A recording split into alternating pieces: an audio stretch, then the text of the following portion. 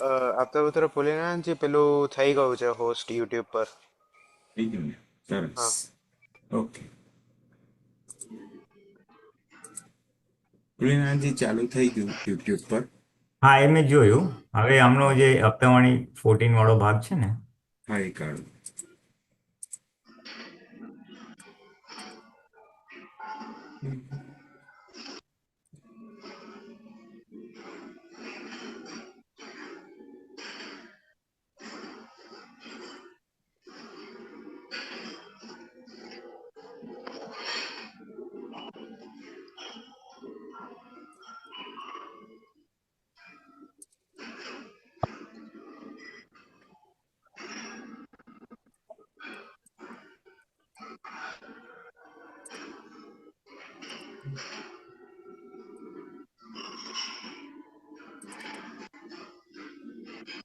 દેખાય છે હવે? બરાબર છે. બસ બસ આવી ગયું સાહેબ. થઈ ગયું. હપ્તાવાળી યસ 14 પાર્ટ અને આ પેજ કયું છે? 66. 66. ઓકે. હપ્તાવાળી 14 પાર્ટ 1 66. વિશેષ ભાવ, વિશેષ જ્ઞાન અને અજ્ઞાન. અજ્ઞાન એ છે જ્ઞાન જ. અહીંયાથી વાંચવાનું છે ને બંકિમભાઈ? હાજી હાજી. ઓકે. વિભાવ એટલે હજી મારા જ્યાં પ્રશ્ન છે ત્યાં હું તમને ઇન્ટરપ્ટ કરીશ, બરાબર? હા હા મને ઇન્ટરપ્ટ કરજો. ઓકે. હા. વિભાવ એટલે ગો હેડ. વિભાવ એટલે મૂળ જ્ઞાન. પોતાનું જ્ઞાન તો છે જ, પણ આ વિશેષ જ્ઞાન ઉત્પન્ન થયું છે. પ્રશ્ન કરતા તો એનો વાંધો કેમ લેવો વિશેષ જ્ઞાનનો? દાદાશ્રી વાંધો શેનો?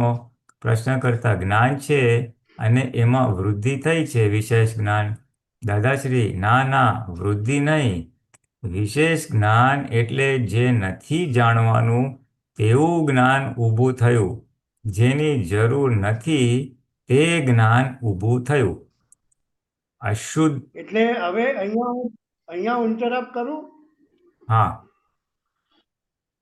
અહીંયા મારે એ સમજવું છે કે જે નથી જાણવાનું તેવું જ્ઞાન ઊભું થયું એવું દાદાશ્રી કહે છે, તો હમ એ સંસારના જ્ઞાનની વાત કરે છે. હા એ સંસારના જ્ઞાનની વાત કરે છે. એટલે વિશેષ ઓકે. જ્ઞાન એટલે શું કે હું નામધારી છું કે હું કરતા જ છું એ ભાગ. એટલે એ ભાગની જરૂર નથી. અચ્છા. આત્મા, હા, આત્મા પોતે અકર્તા છે. આત્મા પોતે જ્ઞાતા દ્રષ્ટા અને પરમાનંદ સુખ સ્વરૂપ વાળો છે. એને બદલે આ કરતાપણાનું જ્ઞાન આખું ઊભું થઈ ગયું. Okay, very good. Okay, go ahead. અશુદ્ધ શાથી થયેલું? ત્યારે કહે વિશેષ જ્ઞાનમાં સપડાયો એટલે અશુદ્ધ થતું ગયું અને સ્વાભાવિક જ્ઞાનમાં આવ્યો ત્યાંથી શુદ્ધ થતું ચાલ્યું. વિશેષ જ્ઞાનને વિભાવ જ્ઞાન કહે છે. એટલે આ બધી ટર્મિનોલોજી છે. વિશેષ જ્ઞાન, વિભાવ જ્ઞાન, બધી ઇટ્સ ઓલ ધ સેમ એમ. પ્રશ્ન કરતા વિશેષ ભાવે બની શકે? દાદાશ્રી હા. વિશેષ જ્ઞાન એટલે અજ્ઞાનને પણ જ્ઞાન કહેવામાં આવે છે. વિશેષ જ્ઞાન એટલે અજ્ઞાન એટલે એક પ્રકારનું અજ્ઞાન છે. એ પણ અજ્ઞાન એટલે એક પ્રકારનું જ્ઞાન જ છે. એટલે સંસારી ભાવ ઉત્પન્ન થઈ જાય. પરણે કરે, સસરા થયા, સસરા થાય, સાસુ થાય, વડ સાસુ થાય, ફોઈ સાસુ થાય. અને એ તો આપણે જ ભેદ પાડવા પડે અજ્ઞાનને કહીએ છીએ. બાકી વિશેષ જ્ઞાન છે આ. હા, એટલે વિશેષ જ્ઞાન એટલે સંસારનું ઓકે, જ્ઞાન કે પેલા હું પ્રશ્નનો નામધારી જવાબ છું. આવ્યો. હા. એટલે આગળના પ્રશ્નનો જવાબ ડિટેલમાં આપી દીધો દાદાએ, હા બરાબર? ડિટેલમાં આપી દીધો કે હું નામધારી છું, આનો સસરો થાવ, આની વાવ ઓલું થાવ. એટલે હા. હા. હા એટલે એ પ્રકારનું એ આપણે બોલીએ છીએ વ્યવહારમાં. અને એક ભાષામાં બરાબર છે. કીધું તો કે આ વિશેષ જ્ઞાન છે. એને વિભાવિક જ્ઞાન બી કહે છે. આપણે સમજીએ કે ભાઈ આ અજ્ઞાન ને આ જ્ઞાન. બાકી અજ્ઞાન હંમેશા અંધારું હોય, પણ આ અજ્ઞાન તો અજવાળું છે. હા, એ ક્ષય થોડુંક સમજાવજો. હા એક મિનિટ. પણ આ અજ્ઞાન તો અજવાળું છે. ક્ષયોપશમ અજવાળું છે. પૂર્ણ અજવાળું નહીં ને ક્ષયોપશમ. એટલે આ વિશેષ ભાવ છે. અહીંથી હવે ક્યારે છૂટે ત્યારે કે પોતાના નીચ સ્વરૂપનું ભાન થાય તો પાછો મૂળ ગુણમાં આવી જાય તો બધું પાછું ઉડી જાય. Okay, 1 minute. હવે છે ને એને શું કહે છે કે અજ્ઞાન એટલે અંધારું. એટલે શું? જ્ઞાન એટલે જો પ્રકાશ કહે તો સિમ્પલ ગ્રામેટિકલ દ્રષ્ટિએ અજ્ઞાન એટલે અંધારું, એમ સિમ્પલ. પણ દાદા કહે છે અજ્ઞાન એટલે એ આ બી અજવાળું છે. અજ્ઞાન એ અજવાળું એટલે અજ્ઞાન પણ એક પ્રકારનું જ્ઞાન છે, મને સંસારી જ્ઞાન છે એમ. હા અને ક્ષયોક્ષમ એટલે કે ઓકે એ ક્ષય થનારો છે, એટલે એક્ઝોસ્ટ થઈ જનારો છે. પણ ક્યારેક થોડુંક ડાઉન જાય અને ક્યારેક થોડુંક અપ જાય, એટલે થોડું ઉપશમ થાય અને ક્યારેક એક્ઝોસ્ટ બી થઈ જાય. પૂર્ણ અજવાળું નહીં. પૂર્ણ અજવાળું એટલે આત્મા જેવું પરમનન્ટ અજવાળું નથી. આ વિનાશ થનારું અજવાળું છે, વધઘટ વાળું અજવાળું છે, ઓકે વધઘટ વાળું અજવાળું છે, રાઈટ એવું કહેવામાં આવે છે. અને હવે બરાબર એ બરાબર વધઘટ વાળા અજવાળામાંથી ક્યારે છૂટે? તો કે પોતે કોણ છે એનું ભાન થાય એ ત્યારે એમાંથી આ છૂટી જાય. પરફેક્ટ પરફેક્ટ હા, જે આપણને થયું છે અત્યારે. હું જે નામધારી છું. આપણને થયું રાઈટ હા, હું નામધારી છું. અને આ મારા વાઈફ છે અને હું આટલા રૂપિયા કમાઉં છું. એટલે કરતાપણું, હું પણ, મારા પણ, એ બધું છે એ બધું વિશેષ જ્ઞાનમાં જ જાય બધું. અને એ ઓકે વિશેષ જ્ઞાનમાંથી છૂટે ક્યારે? એટલે પ્રગટનું અજ્ઞાન છે. તો કે જ્ઞાન મળે ત્યારે, પોતે કોણ છે એનું ભાન થાય ત્યારે એ જાય, એટલે એમાંથી એ એ છૂટતો જાય, વિશેષ પછી એ ડિસ્ચાર્જ થાય ને પોતે ઓલું. વિશેષ જ્ઞાનને રિલેટિવ જ્ઞાન કહેવાય હા, કહેવાય. બધું રિલેટિવ જ ને. ક્ષમ એટલે વિનાશી થનારું. ઓકે ઓકે ઓકે રિલેટિવ, બધું રિલેટિવ. અજ્ઞાન એટલે એ ઓકે પણ જ્ઞાન છે, પણ બધું રિલેટિવ જ્ઞાન છે, સંસારી જ્ઞાન છે. ઓકે ઓકે ઓકે હમ હમ. જો જો સ્વામી પરિણમન ન થતું હોય સ્વભાવમાં તો તે વસ્તુ જ નથી. પરભાવમાં કાયમ માટે રહેતો નથી. પરભાવ આત્મા એકલાને માટે થાય છે અને તે અજ્ઞાન પરિણામ છે. પરભાવ એક મિનિટ, ક્યાં ગયું? પરભાવ આત્મા એકલાને માટે થાય છે અને તે અજ્ઞાન પરિણામ છે. એને વિશેષ પરિણામ કહીએ છીએ અમે. એક માણસને જતા જતા આંખો તો બહુ સરસ છે, આંધળો મુવો તો નથી, અને એકદમ ધુમ્મસ પડે ને તો 5 ફૂટ આગે બાઈક જતા હોય તો ના દેખાય. બને કે ના બને? એવા પરિણામ છે બધા. સાયન્ટિફિક સર્કમસ્ટેન્શિયલ એવિડન્સ છે આ. એમ જગત જેમ છે તેમ જોઈને હું કહું છું. એટલે આમાં એક્ઝામ્પલ આપે છે, સરસ એક્ઝામ્પલ છે કે માણસ જતો હોય અને અચાનક એકદમ ધુમ્મસ આવી જાય તો એને 5 ફૂટ આગળનું ના દેખાય. એવી જ રીતે આત્મા તો અનંત જ્ઞાન વાળો છે, પણ આ સંજોગો આવે, પરમાણુ તત્વનો સંજોગ આવે એટલે એને આપવું આ વિશેષ પરિણામ ઊભું થઈ જાય છે. એમ કહેવા માંગે સાયન્ટિફિક સર્કમસ્ટેન્શિયલ એવિડન્સ કે છે ને, એટલે સંયોગ ભેગો થાય છે. રાઈટ આત્માને પરમાણુનો સંયોગ ભેગો થાય છે એટલે આ વિશેષ જ્ઞાન આખું ઊભું થઈ ગયું. એટલે પછી એને ભ્રાંતિ ઊભી થઈ જાય છે કે હું આ છું, એટલે આ પ્રકૃતિ છું અને હું કરું છું, એવું એને ભાન ઊભું થઈ જાય છે.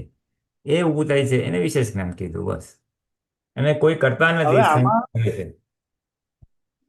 આમાં પુરીલાલજી આ એક ઉપરનું વાક્ય છે ને, પરભાવમાં કાયમને માટે રહેતો નથી. પરભાવ આત્મા એકલા થાય છે અને તે અજ્ઞાન પરિણામ છે. તો એમાં એવું સમજાય કે આત્મા તમારું અવાજ નથી આવતો. હા, થોડુંક આઈ થિંક એ કનેક્શન હેંગ થઈ જાય. ડિસ્કનેક્ટ થઈ ગયું લાગે છે. હમ. એટલે એમાં તો આવી ના ગયું તમારું. કનેક્શન પાછું. હા, બોલો. હવે ફરીથી રિપીટ કરવું પડશે, તમે ઓફ હતા. પ્રભાવ આત્મા એકલાને માટે થાય છે એટલે શું કહેવા માંગે છે કે હા આજે 6 તત્વોમાંથી આ આત્મા તત્વ માટે જ આ ઊભું થાય છે. આ 2 જ તત્વો કારણ એવા કે છે. એ ચેતન છે એટલે હે? કારણ કે એ ચેતન છે એટલે અહીં જે કયો તે હવે. અચ્છા અચ્છા અચ્છા હા. ના એટલે કાયમને માટે રહેતો નથી. પ્રભાવ આત્મા એકલાના માટે થાય છે અને હા, જો એટલે કાયમને માટે રહેતો તે વસ્તુ જ નથી, એવું કહેવા માંગતા હતા. હા, એટલે એ જ ને, બરાબર છે. વસ્તુ એટલે પરમનન્ટ. વસ્તુ કોને કહેવાય? જે વસ્તુ જે પરમનન્ટ હોય. હવે આત્મા પરમનન્ટ છે, પરમાણુ પરમનન્ટ, 6 તત્વો પરમનન્ટ છે. ખ્યાલ આવે ને? બરાબર હા હા. એટલે એ બરાબર જ છે. એ પરિણામ ના થતું પણ નથી સ્વભાવમાં. હા. ધારો કે જગતના લોકોને આત્મદ્રષ્ટિ પ્રાપ્ત નથી થતી, તો એ કાયમ પ્રભાવમાં જ રહેશે આત્મા, એવું માની શકાય? ના ના ના ના ના આખું એવું છે, જેટલા જીવો વ્યવહાર રાશિમાં આવ્યા ને એટલે સંસારમાં આવ્યા જેનું નામ પડ્યું એ લોકો રાઈટ. એક દિવસ મોક્ષે તો જવાના જ છે, ખાલી ટાઈમ ઓકે, નક્કી નથી. એટલે એ કાયમ સમજી ગયો. પરમાં નથી રહેવાનું, આ કાયમ વિશેષ ઓકે. ભાવમાં નથી રહેવાનો. એક અચ્છા, દિવસ અચ્છા, હા. અચ્છા. અને વસ્તુ છે, વસ્તુ એટલે પરમાનન્ટ છે. જો વસ્તુ ના હોય તો સ્વભાવમાં આવી જ ના શકે. પરમાનન્ટ આત્મા ના ના, હોય તો સ્વભાવમાં આવી જ ના શકે એમ. પરફેક્ટ, પણ પરફેક્ટ. બહુ આત્મા સરસ. પરમાનન્ટ હોવાથી એના પર આ વિશેષ ભાવનું કોટિંગ લાગી ગયું છે. એટલે એ કોટિંગ રાઈટ. ટેમ્પરરી કહેવા માંગે છે, કાયમ નથી એમ. ઓકે. અને વેરી એ ગુડ. આત્મા જ એવું છે કે એ આત્મા જ તત્વ એવું છે કે આત્માને પૂતગલ કે બે નજીક આવવાથી વિશેષ ભાવ, ત્રીજો ભાવ ઉત્પન્ન થાય છે. બીજા છ યા તત્વો, બીજા ચાર તત્વો એકબીજા સાથે ઇન્ટરેક્ટ કરે છે તો વિશેષ ભાવ ઉત્પન્ન થતો નથી. નથી. Perfect, perfect. હા, હા. બસ એટલું જ કહેવા માંગે છે આમાં. હા, આ જરા ઓકે, ટેકનિકલ ઓકે. તત્વોની આખી આપણે આપણે જીવ કેવી રીતે ઉત્પન્ન થયો એકેન્દ્રિયથી પંચેન્દ્રિય એની આખી આ સ્ટોરી છે આ. કે ઓકે, હા, ઓકે. બિગનિંગ ક્યાંથી થયું ભાઈ આ, એની આખી વાત છે. એકદમ તત્વના Awakening. લેવલે સૂક્ષ્મ સૂક્ષ્મ તત્વના લેવલે કે આત્મા અને પરમાણુ બેઝિક હતા, ભેગા થવાથી આખું હું અને મારું ઊભું થયું. એટલે પછી આખું આ નિગોદ થાય છે. નિગોદમાંથી પછી સમય પાકે એટલે સંસારમાં આવે છે. સંસારમાં આવે ત્યારે એકેન્દ્રિય જીવ બને છે. અને બરાબર, એકેન્દ્રિયથી પછી પંચેન્દ્રિય સુધી કુદરતી જાય છે. પછી માણસમાં આવે છે. અને માણસથી પછી ધીમે ધીમે ઇન્ડિયામાં આવે છે. ત્યાર પછી અહંકાર ફૂલ બ્લોન થાય છે. પછી એની કોઈ ગેરંટી નહીં એ ક્યારે મોક્ષે જાય. અથડાતા બરાબર. કૂટાતા કૂટાતા કૂટાતા એને પછી આત્માનું ભાન થાય પોતાનું, અને પછી એ મોક્ષે જાય છે. Right, right. એટલે આખી આ યાત્રાનું વર્ણન. આખી યાત્રાનું વર્ણન છે બેઝિકલી. એ દો તત્વ ઓકે, સૂક્ષ્મ લેવલે સાયન્ટિસ્ટને સમજવા માટે છે બધું.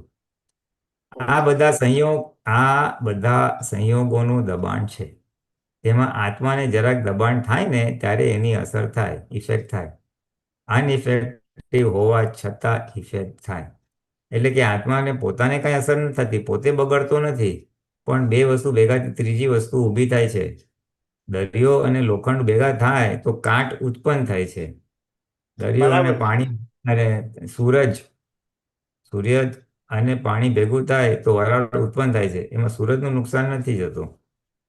બરાબર એવી છે. હા. એટલે અનઇફેક્ટિવ હોવા છતાં ઇફેક્ટ થાય છે, એટલે વિશેષ ભાવ થાય છે. ત્યારે આત્મા તો સ્વાભાવિક સ્વાભાવિક જ્ઞાની છે. આત્મા તો સ્વાભાવિક જ્ઞાનની બહાર કોઈ દાડો ગયો જ નથી. આત્મા તો સ્વાભાવિક જ્ઞાનની બહાર કોઈ દાડો ગયો જ નથી.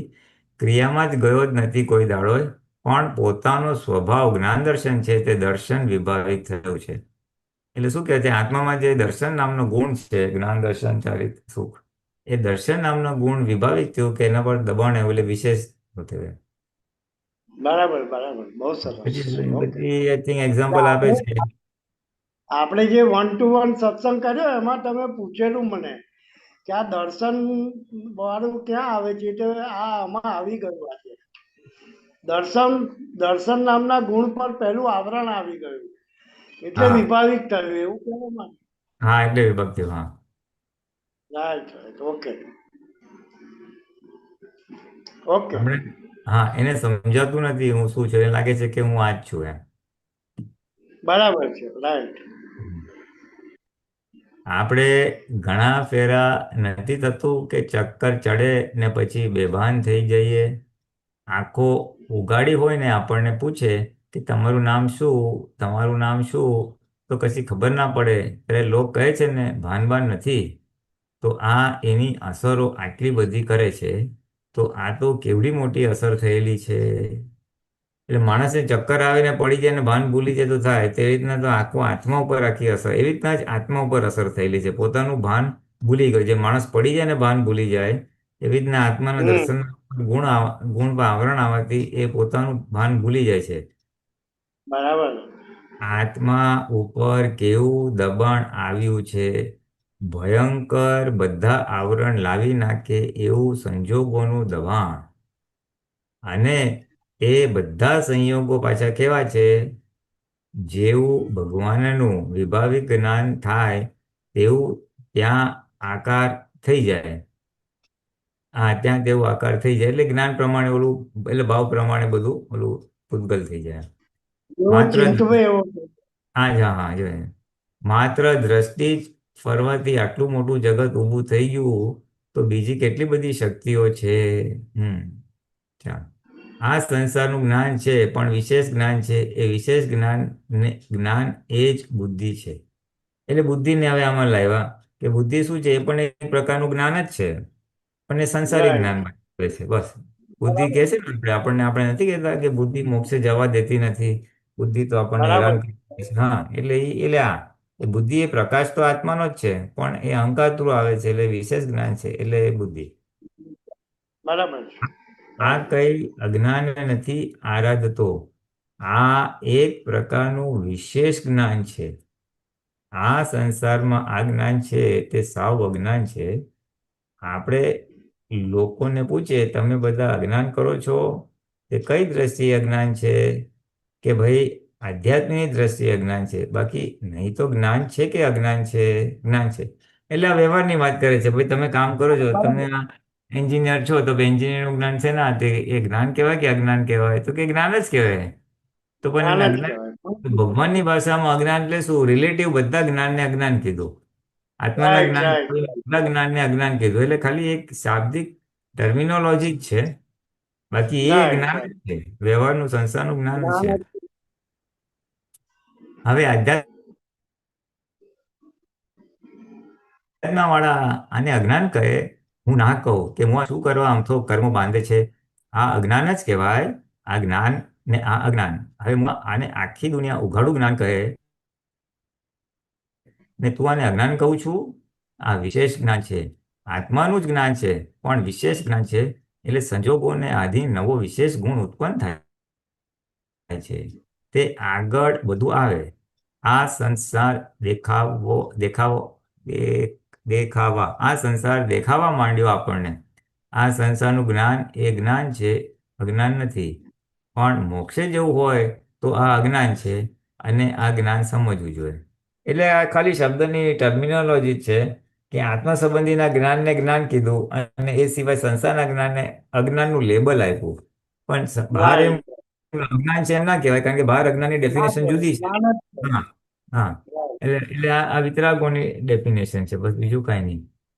એટલે અપેક્ષા એ આવ્યું દાદાશ્રી, હા અપેક્ષા એ જ તો, ને આ તો ઊભું થયેલું છે વિશેષ જ્ઞાન. બસ એટલે કઈ અપેક્ષા એ તમે આને કહો છો? વિતરાગની દ્રષ્ટિએ જ્ઞાન છે, સંસારની દ્રષ્ટિએ જ્ઞાન છે. બરાબર છે. બરાબર. હેડિંગ: વાસ્તવિકતામાં નથી એ ભ્રાંતિ. હવે જીવનું સ્વરૂપ અજ્ઞાનતાથી ઊભું થયું છે. જેમ રાત્રે આપણે સૂઈ ગયા હોઈએ અને એકલા હોય અને અંદર બીજી રૂમમાં પ્યાલો ખકડે અને એકદમ મનમાં એમ ભ્રાંતિ થાય કે આ ભૂત જેવું આપણે સાંભળેલું તે આવ્યું કે શું, તે ભડક બેસી જાય. ના બેસી જાય? તે જ્યારથી પેઠી ત્યારથી આખી રાત ભડક રહે. એવી જ રીતે આ જીવનનું ઉદ્ગમ સ્થાન થયેલું છે એ ભ્રાંતિથી આંટી પડી ગઈ છે. આ કેટલું સરસ એક્ઝામ્પલ આપે છે કે આપણે દિવસના ભૂતની વાર્તા સાંભળી હોય, પછી હવે રાતના સુઈ ગયા અને બાજુમાં ખકડો એટલે લાગે, "અરે ભૂત હશે તો આખી રાત હશે, ભૂત હશે." પડી ગઈ છે કે આ હું જ છું. આત્માને શું ભ્રાંતિ પડી ગઈ છે કે આ હું જ છું, હું હમ. હું જ છું. એટલે શું કે આ પ્રકૃતિથી હું છું. ત્યારથી રાઈટ. ભ્રાંતિ ચાલુ થઈ છે. તેનું અંતિમ સ્થાન કયું? તો કે પોતાને મૂળ જે ભ્રાંતિ પડી ગઈ ને આંટી પડી ગઈ તે ભાનમાં આવે ત્યારે છેલ્લે છૂટી જાય. એટલે એને આમાં દ્રષ્ટાંતમાં આપ્યું નથી, પણ બીજી જગ્યાએ એક જગ્યાએ દાદા સરસ દાખલો આપે છે કે દિવસના તે બરાબર. ભૂતની વાર્તા સાંભળી હોય, પછી રાતના સુઈ ગયો, પછી રાતના સુઈ જાય, પછી એને બાજુની રૂમમાં ખખડે, લાગે "અરે ભૂત આવ્યું હશે તો", એટલે ગભરાઈ જાય. અને ગભરાઈ જાય એટલે એની હિંમત ના થાય ત્યાં જવાની, એટલે એ આખી રાત બરાબર. ગભરાટમાં કાઢે. પછી સવારે લાઈટ થાય, બધું પ્રકાશ થાય, પછી જેને જુએ તો અરે આ તો બિલાડીએ કપ ગ્લાસ પછાડ્યો હતો એમ. બરાબર એટલે બરાબર. એની ભ્રાંતિ તૂટી જાય એટલે એનો ભય જતો રહે. એવી જ રીતે આપણે અજ્ઞાન અવસ્થામાં હું જ નામધારી છું એ અજ્ઞાનમાં ફર ફર કરીએ છીએ. હવે ક્યાં સુધી ફરવાનું? તો કે જ્યાં સુધી તમે કોણ છો એ ખબર ના પડે. બરાબર.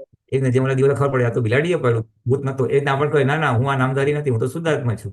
એટલે એ ખબર પડી જાય રાઈટ. એટલે પોતાના ભાનમાં આવે ત્યારે છેલ્લે છૂટી જાય. કેવળ જ્ઞાન શું છે? મહી બેઠા છે એ શુદ્ધાત્મા આ પ્રકૃતિ જોયા જ કરે છે. પોતાનું જ્ઞાતા દ્રષ્ટાપણું એક સમય પણ ચૂક્યા નથી. જ્યારથી સંસાર આરંભકાળ છે ત્યારથી જોયા જાણ્યા કરે છે. પણ આ એક ભ્રાંતિ ઉત્પન્ન થઈ છે કે કે હું કે તે હું. હા, ભ્રાંતિ ઊભી થઈ છે આ હું કે તે હું. ત્યાંથી જગત ખડું થયું. આપણે કોઈની ભ્રાંતિ સમજાવીને દૂર કરીએ પણ પાછી ભ્રાંતિ ઊભી રહે જ. કારણ કે પાછળનું ચાર્જ કરેલું છે તે એને પાછું ઉનાળામાં ઘાલી દે. તેથી ભગવાને કહ્યું છે કે સંકિત થઈ ગયું તો કામ થઈ ગયું, નહીં તો એ જ કુંડાળામાં. એટલે આપણે કોઈને સમજાય ભાઈ ખરેખર તું આત્મા છું, પણ હવે એ તો જ્યાં સુધી એને ભાન ના થાય ત્યાં સુધી ત્યાં અજ્ઞાનતાના હિસાબે જે ચાર્જ કર્યો ડિસ્ચાર્જની આધારે એને પછી રહ્યા છે ના ના હું જ મેં મેરેજ કર્યા એટલે હું હસબન્ડ છું જ ને, આ મારા છોકરા જ છે જ ને એમ રાઈટ રાઈટ રાઈટ. પ્રશ્ન કરતા. આત્મા જ્ઞાનનો અફાટ પિંડ છે છતાં ભ્રાંતિમાં કેમ પડ્યો હશે? દાદાશ્રી દાદાશ્રી અફાટ પિંડ એટલે શું? એનો અર્થ શું? અનંત જ્ઞાન છતાં ભ્રાંતિમાં કેમ પડ્યો છે? ત્યારે કહે છે કે આ જગતને કહેવા માટે ભ્રાંતિ કહેવી. એક મિનિટ જરા વચ્ચે મને ડિસ્ટર્બન્સ આવે છે. હા. આ જગતને કહેવા માટે ભ્રાંતિ કેવી પડે? ખરેખર આ ભ્રાંતિ નથી. આ બોલો હવે પણ એક જ્ઞાન છે, આ ભ્રાંતિ આ નથી. કેટલું મોટું વાક્ય છે. આ પણ એક જ્ઞાન છે, આ ભ્રાંતિ નથી. હા પણ ભ્રાંતિ હા એટલે શું? કે તમને ફોડ પાડવા માટે સમજાવો. હા આ વિભાવમાં પડેલો આત્મા છે. એને જગતના લોકોએ રિલેટિવ ભાષામાં ભ્રાંત ભાષામાં ભ્રાંતિ કહેવાય છે. ખરેખર ભ્રાંતિ એટલે મહી જે દુઃખ ઉત્પન્ન થાય છે ને ત્યારે મનમાં થાય છે કે આટલું બધું જાણવા છતાં મહી આ શું છે તે માટે કંઈક જુદું છે, આ મારું સ્વરૂપ નહીં. એનું નામ ભ્રાંતિ. આટી પડી બોલો. આટી પડી છે કંઈક, આ મારું સ્વરૂપ નહીં, આ હું નહીં, એટલે ભ્રાંતિ પડી ગઈ. એટલે ભ્રાંતિ આ શું વર્ડ્સ છે, ખાલી ડેફિનેશન ને ઓલી જ છે, બાકી બીજું કંઈ છે નહીં બહુ. એટલે આ ઓકે ભ્રાંતિ પડી ગઈ છે. હા, ઠીક છે. ઓકે આપણે મહાત્માને બહુ કામનું નથી. આ તો ખાલી કોક તત્વ ઓકે વાળો પૂછવાળો આવ્યો હોય ને એટલે દાદા પછી બધું સમજાવવું પડે કે આનું બિગનિંગ ઓકે કેવી રીતે થયું, ભ્રાંતિ શું કામ થઈ, અને ભ્રાંતિ એટલે કઈ રીતની ભ્રાંતિ, એટલે દાખલો આપ્યો ઓલો પેલો પકડે છે બધું એને. હા હા હા આત્મા બગડ્યો નથી એટલે શુદ્ધાત્મા તો બગડ્યો જ નથી. જો ભ્રાંતિ પડી હોત તો ફરી સમોય ના થાત. પણ જગતમાં એમ કેવું પડે કે ભ્રાંતિ છે. જગતની ભાષા છે લોક ભાષા, એટલે લોક ભાષામાં કેવું પડે ભ્રાંતિ ઉત્પન્ન થઈ છે, બાકી મૂળ શુદ્ધાત્માને કોઈ ભ્રાંતિ ઉત્પન્ન નથી. બરાબર છે બરાબર છે. આ ગાડી આવે તે સ્ટેશન પર ઊભા હોય તો ગાડી નજીકથી જાય તો ચકરી ચડી જાય, એટલે કે ચક્કર ચડે, તમર આવી જાય. તે પછી થોડી વાર ચકરી ઉતરી જાય પણ તને અનુભવ થશે પછી ચકરી નહીં ચડે. એમ આ જો ચકરી ચડી ગઈ છે તે કશું બન્યું જ નથી. પેલી આ ભ્રાંતિની ચકરી ચડી છે અને આ સાચી ચકરી ચડી ગઈ છે, બસ. એટલે સમજાય છે કે આપણે રસ્તા પર ઉભા ને તો જોશથી નજીકથી મોટર કાર જતી રહે તો કેવા આમ ચક્કર આવી જાય, એટલે ભાન બરાબર ભૂલી જાય ને જેવું કે આ ભાન ભૂલી ગયો છે, બસ એમ. પહેલી તો ભ્રાંતિની ચકરી, આ સાચી ચકરી, એટલે આત્માની ચકરી એ સાચી ચકરી. સાચી વાત. એટલે એટલે જ્ઞાની પુરુષની જરૂર. પેલી ચકરીમાં તો ડુંગળી સુંઘાડે તે ઉતરે, તેમ જ્ઞાની કંઈક સૂંઘાડે એટલે કે આત્મજ્ઞાન આપે એટલે ચક્રી ઉતરી જાય. આ તો આત્મા અને સંજોગ બે જ છે. આપણે શુદ્ધાત્મા અને સંજોગ બે જ છે. એ સંજોગો બે જ છે. આત્માને ગાડીની પાસે ઊભો કરે છે તે ચક્રી ચડે છે. એટલે સંજોગ છે એટલે ગાડી બધું ચક્રી ચડે છે એ રિલેટિવમાં. તેમ સંજોગો ગાડી જેવા છે. સંજોગો બી છે એ ગાડી જેવા છે. એટલે બહારથી ગાડી આવી અને ચક્કર ચડી ગયા એટલે સંજોગો બી બહારથી પરમાણુ ભેગા જ થયા અને આપણને ભ્રાંતિ ઊભી થઈ ગઈ. આ તો ખરું આત્મા ખરું. અને સંજોગ બે જ છે. તે સંજોગો આત્માને ગાડીની પાસે ઊભો કરે અને ચક્રી ચડે છે. તેમ સંજોગો ગાડી જેવા છે. તે આ તો લોકો ગાય કે એ અમારા કર્મોએ અમને બાંધ્યા. લોકો તો ગાય કે અમારા કર્મોએ અમને બાંધ્યા. બરાબર. ના અલ્યા કશું બન્યું નથી. માત્ર જરા ચક્રી ચડી છે એટલે અજ્ઞાનતા ઊભી થઈ છે. તે ઉતરે એટલે કશું બન્યું જ નથી. આ તો ચકડોળમાં બેઠા બોલે બધું ફરે છે. ના અલ્યા બહાર કશું ફરતું જ નથી. તું જ ફરું છું આવું છે. જ્ઞાની પુરુષ બધું જોઈને બેઠા છે. એટલે એમાં ત્રીજું એક્ઝામ્પલ આપે છે કે ચકડોળમાં બેઠ્યા હોય અને ગોળ ગોળ ઉપરથી નીચે જાય એટલે લાગે અરે લોકો બધા ફરે છે. તો જ્ઞાની કે લોકો નથી ફરતા, લોકો તો સ્થિર છે, તું ફરે છે ગોળ ગોળ એમ. એ જ્ઞાની હા પુરુષ હા હા. એની પાસે સાચી સમજ કે સાચું જ્ઞાન છે એના આધારે એ આપણને આપે છે.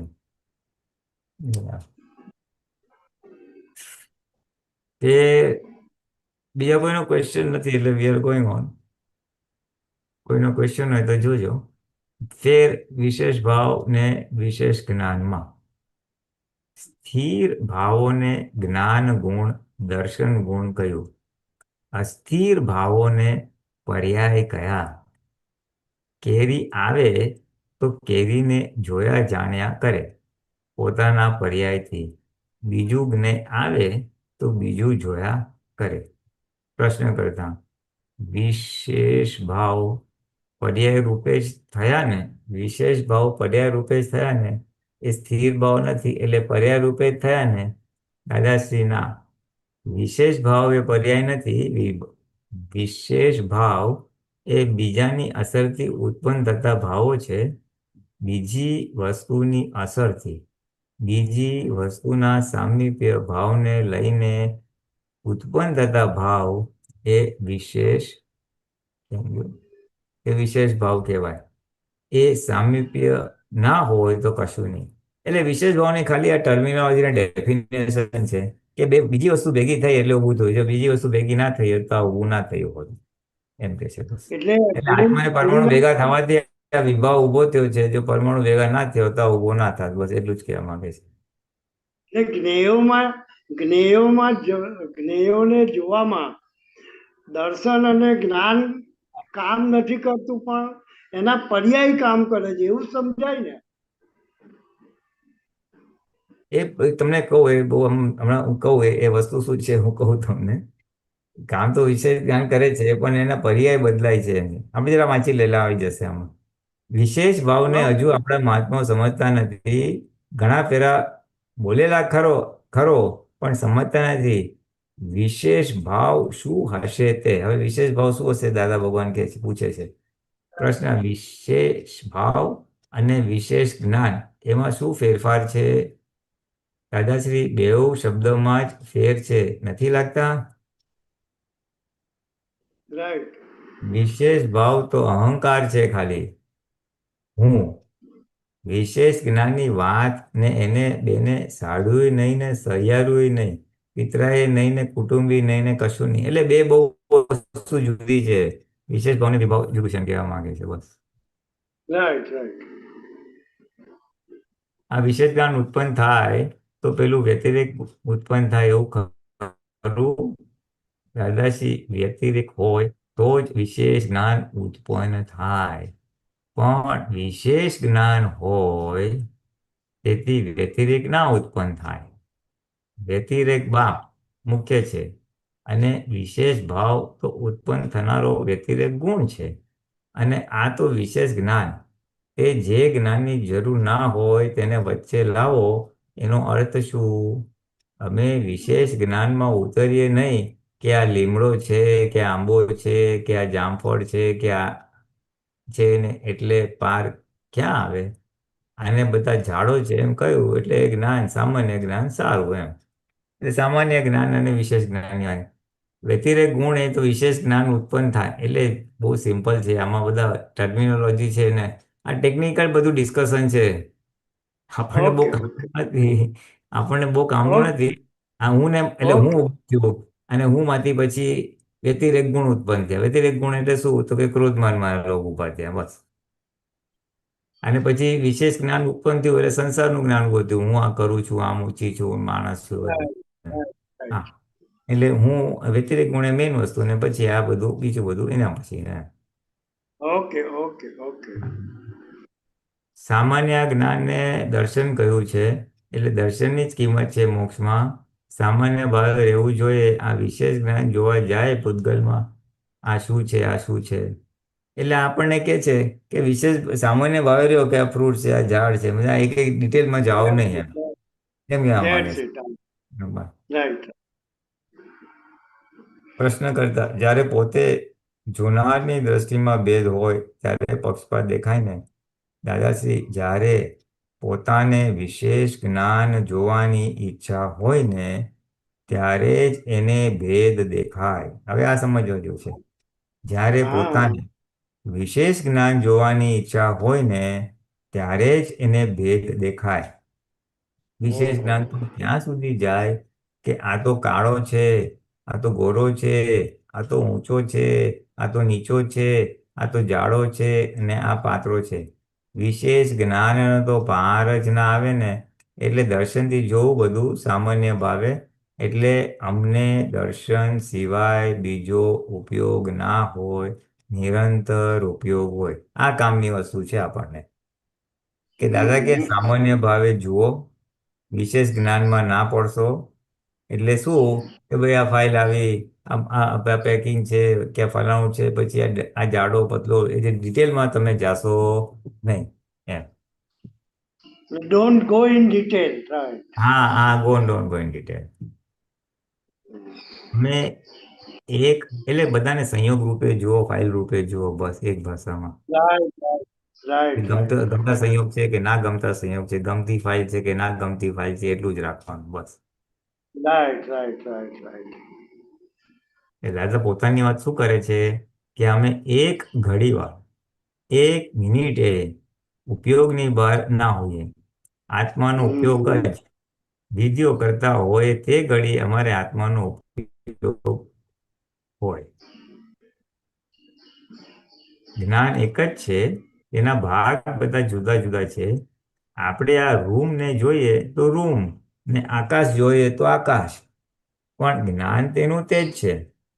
જ્યાં સુધી આ વિશેષ જ્ઞાન જુએ, સંસારિક જ્ઞાન જુએ ત્યાં સુધી આત્મા દેખાય જ નહીં. અને આત્મા જાણ્યા પછી બેવ દેખાય. આત્માને જાણે નહીં તો કશું દેખાય નહીં, આંધળા ભૂત જેવું બધું એમ. એટલે જ્ઞાનને પછી બીજી રીતે એમાં એટલે એટલા બધા ડિફરન્ટ કોન્સેપ્ટ મૂકી દીધા છે ને એક પેરામાં. આપણે જો હવે તમે રૂમ જો તો રૂમ બી દેખાય અને આકાશ જુઓ તો આકાશ બી દેખાય.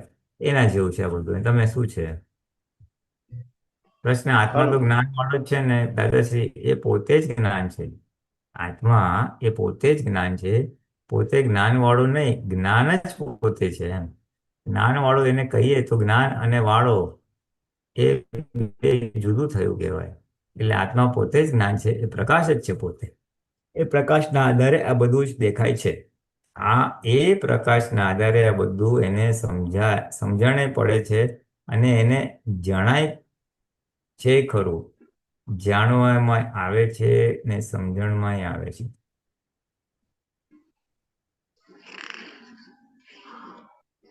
હેડિંગ શું હતું જરાક નીચે? વિભાવ પછી પ્રકૃતિ ને પુરુષ. જડ અને ચેતન બે સાથે થવાથી આ વિશેષ ગુણધર્મો બેવના ઉત્પન્ન થયા છે. તેમાંથી આ બધું ઊભું થઈ ગયું કારખાનું.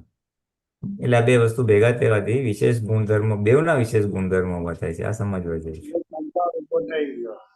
પ્રશ્ન કરતા પ્રકૃતિ અને પુરુષ એને જ કહેવાય ને? દાદાશ્રી ના, પ્રકૃતિ અને પુરુષ પછી ત્યાં પછી થયા એમાંથી. પ્રકૃતિ એ જડ છે, પણ એ આનું પરિણામ આવ્યું પછી વિશેષ પરિણામનું જે રિઝલ્ટ આવ્યું ને તે પ્રકૃતિ થઈ. વિશેષ પરિણામમાં પ્રથમ હું થયું ને તેમાંથી પછી પ્રકૃતિ થઈ. એટલે પેલા બે બરાબર. વસ્તુ ધીરે ધીરે હું થાય ને પછી હું આ જ છું એટલે પછી પ્રકૃતિ થઈ. જડ અને ચેતન બંનેને ફસામણ થઈ છે એટલે પ્રકૃતિ રૂપે થયું. દાદાશ્રી એ પાંચેય તત્વો પ્રકૃતિને આધીન છે ને દાદાશ્રી? દાદાશ્રી એ બધું એ જ પ્રકૃતિ પાંચ તત્વોની જે બની એ પ્રકૃતિ છે. એમાં આત્માનો છે તે વિશેષ ભાવ ઉત્પન્ન થયો છે. એ વિશેષ ભાવ એનો અહીં પડ્યો એટલે પ્રકૃતિ થઈ ગઈ અને ફળ આપ્યા જ કરે નિરંતર. હવે પ્રકૃતિ ને પુરુષ બે જુદા પાડ્યા ત્યાર પછી ખરો પુરુષાર્થ શરૂ થાય. નહીં તો પ્રકૃતિમાં હોય ત્યાં સુધી ભ્રાંત પુરુષાર્થ તો ચાલુ જ હોય છે. ભ્રાંત પુરુષાર્થ. આ જ્ઞાન આપ્યા પછી ખરા પુરુષનો પુરુષાર્થ એમનો ચાલુ થયો. એટલે આ બધું ઉપરનું સિમ્પલ છે. આપણે સમજીએ ને ભ્રાંત પુરુષાર્થ હતો એટલે ભ્રાંત પુરુષાર્થ એટલે ભાવ પુરુષાર્થ થાય છે જેની પાસે જ્ઞાન ના હોય. અને જ્ઞાન લીધું એટલે યથાર્થ પુરુષાર્થ થાય છે કારણ કે પુરુષ થયા, પ્રકૃતિથી છૂટા પડ્યા. પ્રકૃતિ છૂટા પડ્યા એટલે પુરુષ થયા, પુરુષ થયા એટલે યથાર્થ પુરુષાર્થ થાય. યથાર્થ પુરુષાર્થ બરાબર છે. બીજા કોઈનો કઈ ક્વેશ્ચન આવે તો જોજો. ઓકે અક્ષય? પ્રકૃતિ થઈ પ્રસવ ધર્મી પરમાણુને કારણે આ જગત નિરંતર પરિવર્તનશીલ છે. આ છ તત્વો સામ સામે સમાગમમાં આવવાથી આ બધું બને છે. આ જગત વગર કરતાએ ઊભું થયું છે. સાયન્ટિફિક સર્કમસ્ટેન્શિયલ એવિડન્સથી ઊભું થયું છે. ચેતનનું જ્ઞાન દર્શન સ્વાભાવિક હતું. તે એના સમસરણ માર્ગમાં વિભાવિક થાય છે અને એટલો ભાગ જ જગત સર્જનાત્મક રૂપે દેખાય છે. તે એ સિવાયમાં થોડુંક સમજાવો. હે એ સમજાવજો. જગત સર્જનાત્મક રૂપે દેખાય છે એ શું કહેવામાં?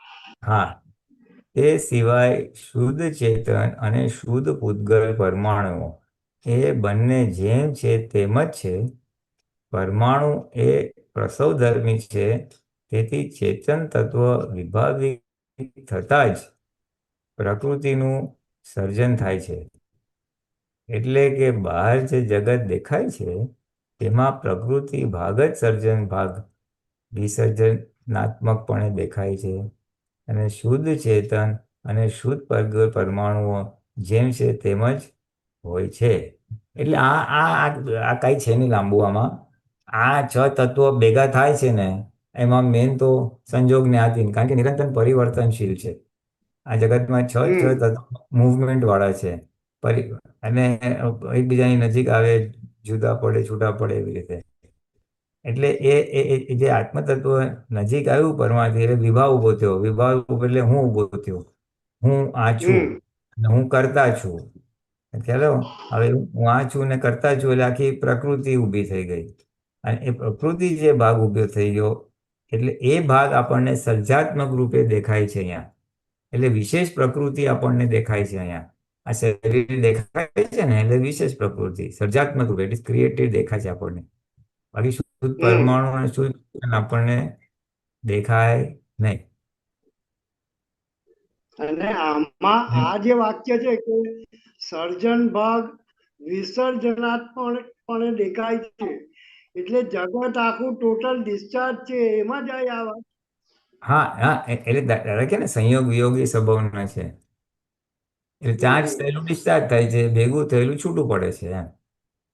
ઓકે આપણું આ શરીર છે એ જન્મ લીધો કે ધીમે મૃત્યુ થશે એટલે આખું વિસર્જન થઈ જવાનું, પછી એને બાળી નાખશું એટલે બધા પડી જવાના.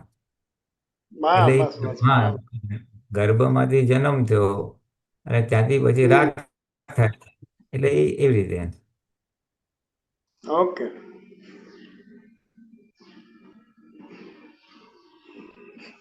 સર્જન પ્રકૃતિ ભાગ જ સર્જન ભાગ છે. સર્જન એટલે જે ભેગું થયું છે, ચાર્જ થયું છે, ડિસ્ચાર્જ થઈ રહેવાનું છે, વિસર્જન થઈ જવાનું છે. આ ગણપતિની મૂર્તિ જેવું. હા ગણપતિના બાબા ટાઈમે પ્લાસ્ટર ઓફ પેરિસની મૂર્તિ કે જે બી ઓલા મટીરિયલની મૂર્તિ બનાવે છે પછી એને રાઈટ પાણીમાં નાખે, વિસર્જન થઈ ગયું એના જેવું. રાઈટ રાઈટ રાઈટ ભોલેનાથજી પ્રશ્ન આયા છે બે. હા હા હા, તો બાબા આપણે હવે થેન્ક યુ જય સચ્ચિદાનંદ જય જય સચ્ચિદાનંદ, જય સચ્ચિદાનંદ, જય જય સચ્ચિદાનંદ. સચ્ચિદાનંદ હા, જય સચ્ચિદાનંદ બંગીભાઈ. ભોલેનાનંદજી જય સચ્ચિદાનંદ. હા અમીબેન. 12મી આપતાવાણીમાંથી છે. હા જરાક હેડિંગ છે રિયલ પુરુષાર્થ, પેજ નંબર 46. પૂર્વાર્ધ, આપતાવાણી 12 પૂર્વાર્ધ,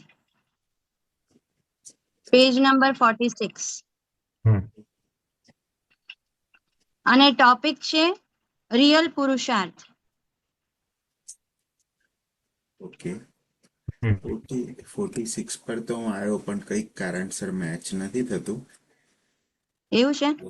12 પૂર્વાર્ધ બરાબર ને? હા. 46 ઇંગ્લિશ 46 કે ઉપર ગુજરાતી 46? પેજ નંબર 46 ઇંગ્લિશ કે ગુજરાતીમાં લખ્યું છે? ઇંગ્લિશમાં લખ્યું છે. હા એટલે એ છે ને તારી પાસે નહીં હોય પીડીએફમાં. ઓકે ઓકે ઓકે, તો એ કયા તો ઓલું વાંચી જશે ગોતું? આપતાવાણી સ્ટાર્ટ થાય ને એનો પહેલાનો ભાગ છે એ. અચ્છા અચ્છા, સમજી ગયો તો હું સમજી સ્ક્રીનશોટ ગયો. મોકલું અક્ષયભાઈ? હા મોકલો મોકલો મોકલો. હા, મેં મોકલી દીધું તમને.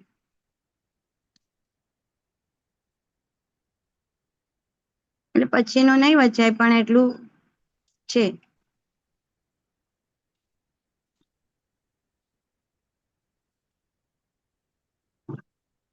આવ્યું? હા એવું, હા સ્ક્રીન પર મૂકો.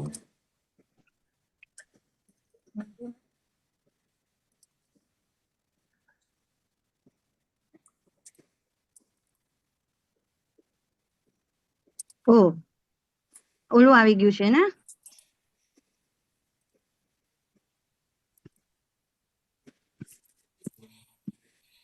રિયલ પુરુષાર્થ બરાબર ને? ઓલું આ પેજ 45 છે આમ તો, પણ અહીંયાથી ચાલુ કરીએ આપણે. બે જાતના પુરુષાર્થ, એક ભ્રાંતિનો પુરુષાર્થ ને બીજો પુરુષ થયા પછીનો રિયલ પુરુષાર્થ. એ બેમાં ફેર શું? રિયલ પુરુષાર્થમાં કરવાની વસ્તુ નથી, માત્ર આત્મા સ્વભાવમાં રહીને જોવાનું ને જાણવાનું જ હોય છે. અને રિલેટિવ પુરુષાર્થમાં માત્ર ભાવ કરવાના કે ऐसा हम करेंगे કે ऐसा નહીં करेंगे. એને ભ્રાંતિનો ભાવ પુરુષાર્થ કહ્યો. એમાંય કંઈ ક્રિયા નથી. પુરુષાર્થ એ આંતરિક વસ્તુ છે. આ બહુ ઇમ્પોર્ટન્ટ પોઈન્ટ છે કે પુરુષાર્થ એ બહુ આંતરિક વસ્તુ છે. પછી એ રિયલ પુરુષાર્થ હોય કે રિલેટિવ પુરુષાર્થ હોય, રિયલ પુરુષાર્થ એ જોવા જાણવાનો છે અને રિલેટિવ પુરુષાર્થ એ ભાવ કરવાનો છે. એટલે જ્યારે જ્ઞાન ના થયું હોય ત્યારે જે ભાવ કરે છે ને, આવતા વખતે મારે તો છે ને ડોક્ટર થવું છે, ડોક્ટર થશે તો બહુ સારું યાર. એ ભાવ કરે છે એ ભાવ પુરુષાર્થ છે. હમ. અને એ ભ્રાંતિનો પુરુષાર્થ કહેવાય. એટલે એમાં કઈ ક્રિયા, ફિઝિકલ ક્રિયા, દેખીતી ક્રિયા હોય નહીં, અંદરનું છે. અને આપણે રિલેટિવ રિયલ પુરુષાર્થ છે એ આપણે આજ્ઞા પડે છે એની બહાર દેખાય નહીં, ફિઝિકલ ક્રિયા નથી કોઈ એમ. જ્ઞાતા દ્રષ્ટા ઇઝ ધ રિયલ પુરુષાર્થ છે. ભ્રાંતિમાં કર્તાપણાના ભાવથી જ પુરુષાર્થ થાય છે. ભ્રાંતિમાં કર્તાપણાના ભાવથી જ પુરુષાર્થ થાય છે. ઓકે, જ્યારે ભ્રાંતિ છે ત્યારે હું નામધારી છું ને હું આ કરીશ ને તે કરીશ એટલે હા. ભાવ બોલાય. જ્ઞાન દશામાં જ્ઞાતા દ્રષ્ટા ભાવથી જ પુરુષાર્થ થાય છે. જ્યારે જ્ઞાન પ્રાપ્ત થાય છે ત્યારે જ્ઞાતા દ્રષ્ટાથી પુરુષાર્થ છે. પુરુષ થયા પછી જ્ઞાતા દ્રષ્ટા રહે અથવા તો દાદાની 5 આજ્ઞામાં રહે તો એ સાચો પુરુષાર્થ થયો કહેવાય. બીજું કશું જ કરવાનું નથી એમાં. આજ્ઞાઓ બધી આગળ લેજો પુરુષ જરા. માટે છે. આજ્ઞા બધી પુરુષ માટે છે. હા, એટલે આ બહુ સરસ પોઈન્ટ છે કે આપણે આત્મદ્રષ્ટિ પ્રાપ્તિ એટલે હું નામધારીમાંથી હું શુદ્ધાત્મા થયો. હવે શુદ્ધાત્મા થયો એટલે શુદ્ધાત્માની સીટ પર બેસી ફાઇલ નંબર 1 શું કરે છે એને જોવું અને જાણવું એ જ મુખ્ય પુરુષાર્થ છે. અથવા એ દાદાની 5 આજ્ઞામાં રહે તો એ સાચો પુરુષાર્થ કહેવાય.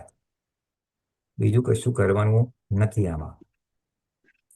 આજ્ઞાઓ બધી પુરુષાર્થ માટે જ છે. એટલે થોડું સ્ક્રોલ કરજો ઉપર અક્ષય.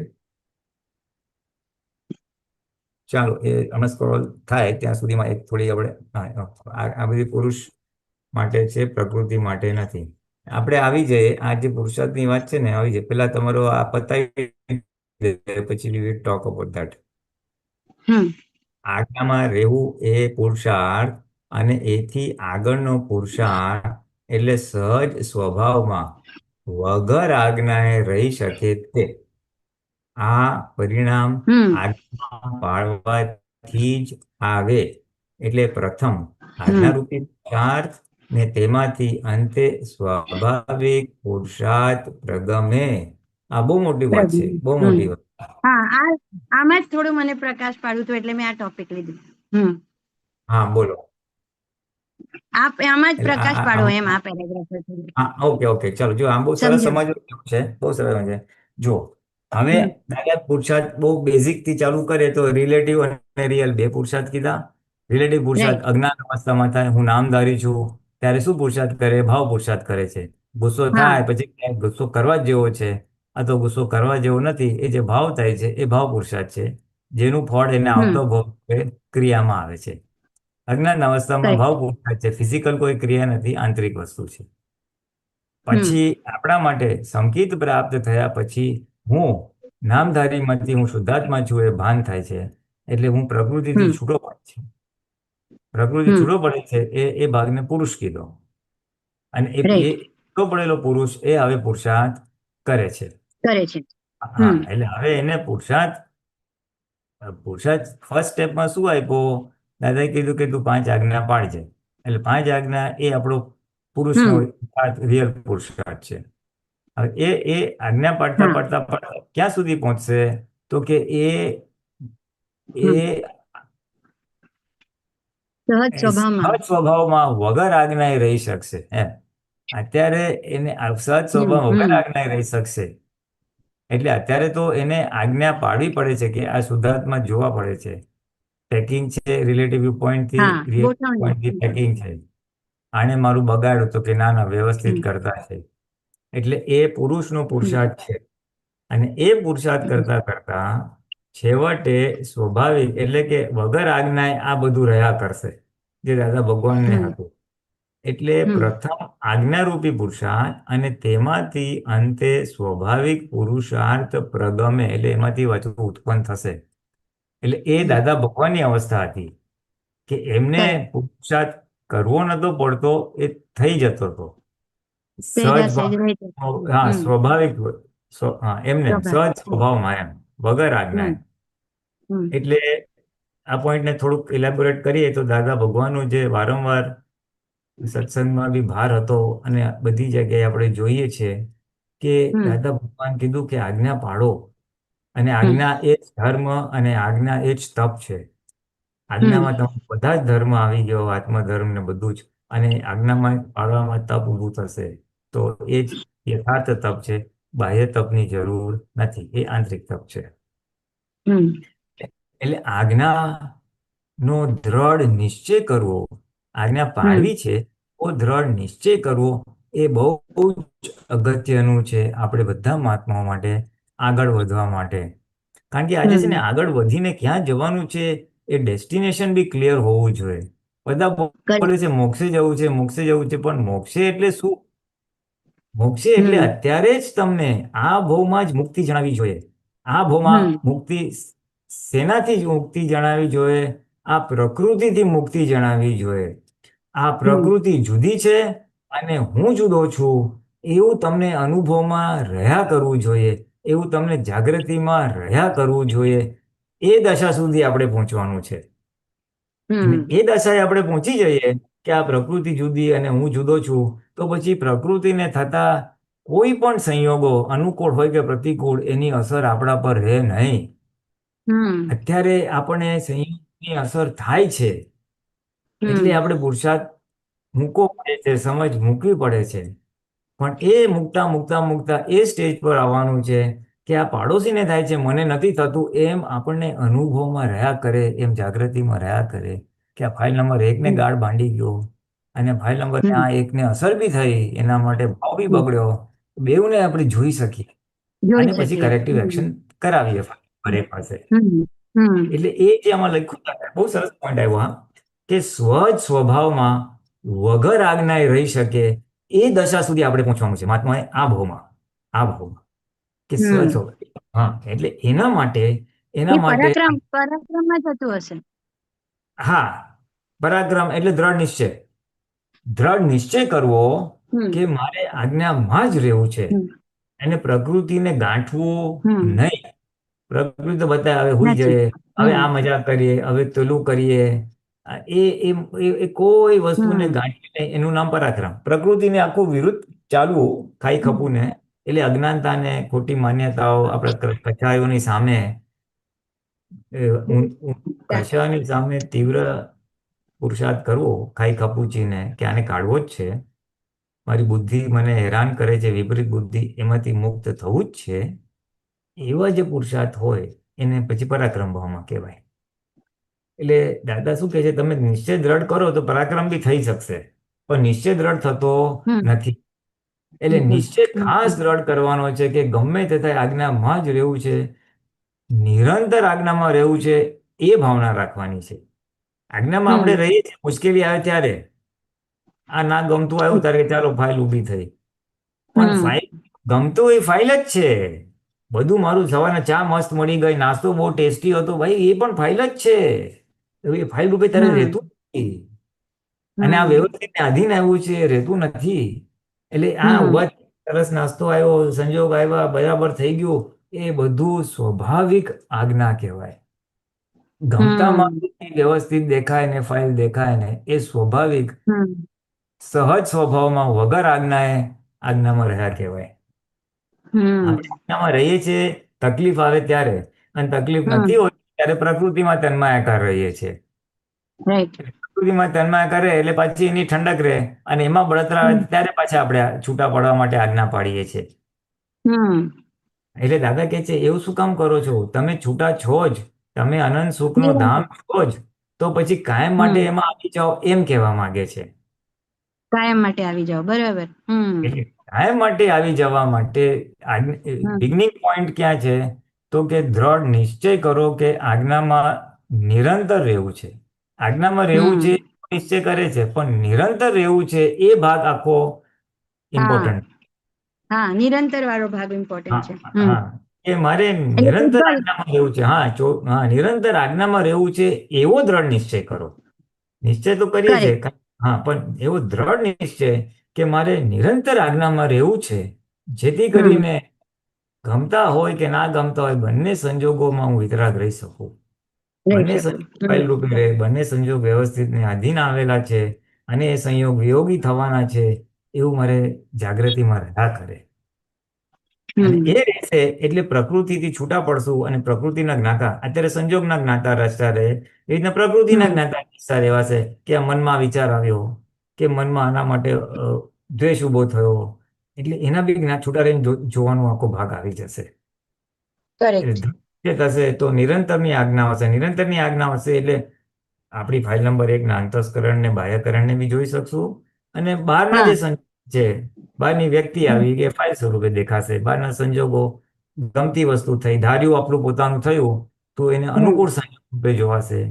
આપણું ધાર્યું થતું નથી, મારે કામ બહાર જવું છે, કામવાળી આવી નથી આવી તો એને બી સંજોગ રૂપે જોવાશે. મારે ટેક્સી માટે ઉભો છું, રિક્ષા માટે ઉભો છું, હજી મળતું નથી, એ પણ સંજોગ રૂપે દેખાશે. પ્રતિકૂળ હશે તો, અનુકૂળ હશે તો પણ સંજોગ રૂપે જોવાનું છે. એટલે એવો નિશ્ચય કરવાનો છે કે આજ્ઞા નિરંતર પાડવી છે દરેક સંજોગોમાં. એટલે ઊંચાવાથી ઊંચા રાત સુધી, એમ સમજો ને અત્યારે. એટલે એવો નિશ્ચય ખાસ કરવાનો છે આપણે બધા મહાત્માઓએ કે એવો દ્રઢ કે કઈ નિરંતર આજ્ઞામાં રહી શકાય એવી શક્તિ આપો દાદા. અને હમ એ તો પેલા હેન્ડલ મારવું પડશે, પેલા પુરુષાર્થ કરવો પડશે, અને એ હમ હેન્ડલ મારતા મારતા મારતા એ એટલું બધું હેન્ડલ વાગશે કે ઓટોમેટિકલી પછી વગર આજ્ઞા પડાઈ જશે, વગર પુરુષાર્થે આજ્ઞા પડાઈ જશે. ટ્રુ અને હા, અને એનું થોડુંક એક રફ દાદાએ શું સમજાવ્યું છે કે ઓલું આમ ફ્લાયવીલ હોય, આખું આમ સર્કલ હોય, રાઉન્ડ સર્કલ હોય, તો નીચેથી હા આપણે ઉપર ઉપર જઈએ એટલે ઉપરના મિડ પોઈન્ટ 180 ડિગ્રી સુધી આવીએ ત્યાં સુધી આપણે હા કરવો પડશે આજ્ઞા પાડવાનો. પછી રાઈટ વચ્ચેથી 51 ડિગ્રી થઈ જશે એટલે 51 થી પછી બીજા 50 નીચે જ એની મેથે થશે. એટલે જે હમ પુરુષાર્થ છે એ પુરુષાર્થ જ પુરુષાર્થ કરાવશે વગર પ્રયત્ન. જેમ બરાબર, કે બહુ સરસ. સહજ, હા, સહજ સ્વભાવમાં વગર આજ્ઞામાં રહી શકાશે એમ. એટલે હમ સ્વાભાવિક રીતે પુરુષાર્થ થશે, સ્વાભાવિક પુરુષાર્થ કરવો નહીં પડે, પુરુષાર્થ થયા હા કરશે. થયા કરશે. એટલે આપણે હમ પુરુષાર્થ આજ્ઞા પાડવાનો દ્રઢ નિશ્ચય, આજ્ઞા પાડવાનો હમ નિરંતરનો નિશ્ચય, એટલે નિરંતર આજ્ઞા પાડવાનો નિશ્ચય. એ આજ્ઞા પાડતા પાડતા પાડતા કન્ટિન્યુઅસ થશે તો એક સ્ટેજ એવી આવશે કે પછી આજ્ઞા પાડવી નહીં પડે, પડાતી જ જશે. કરેક્ટ.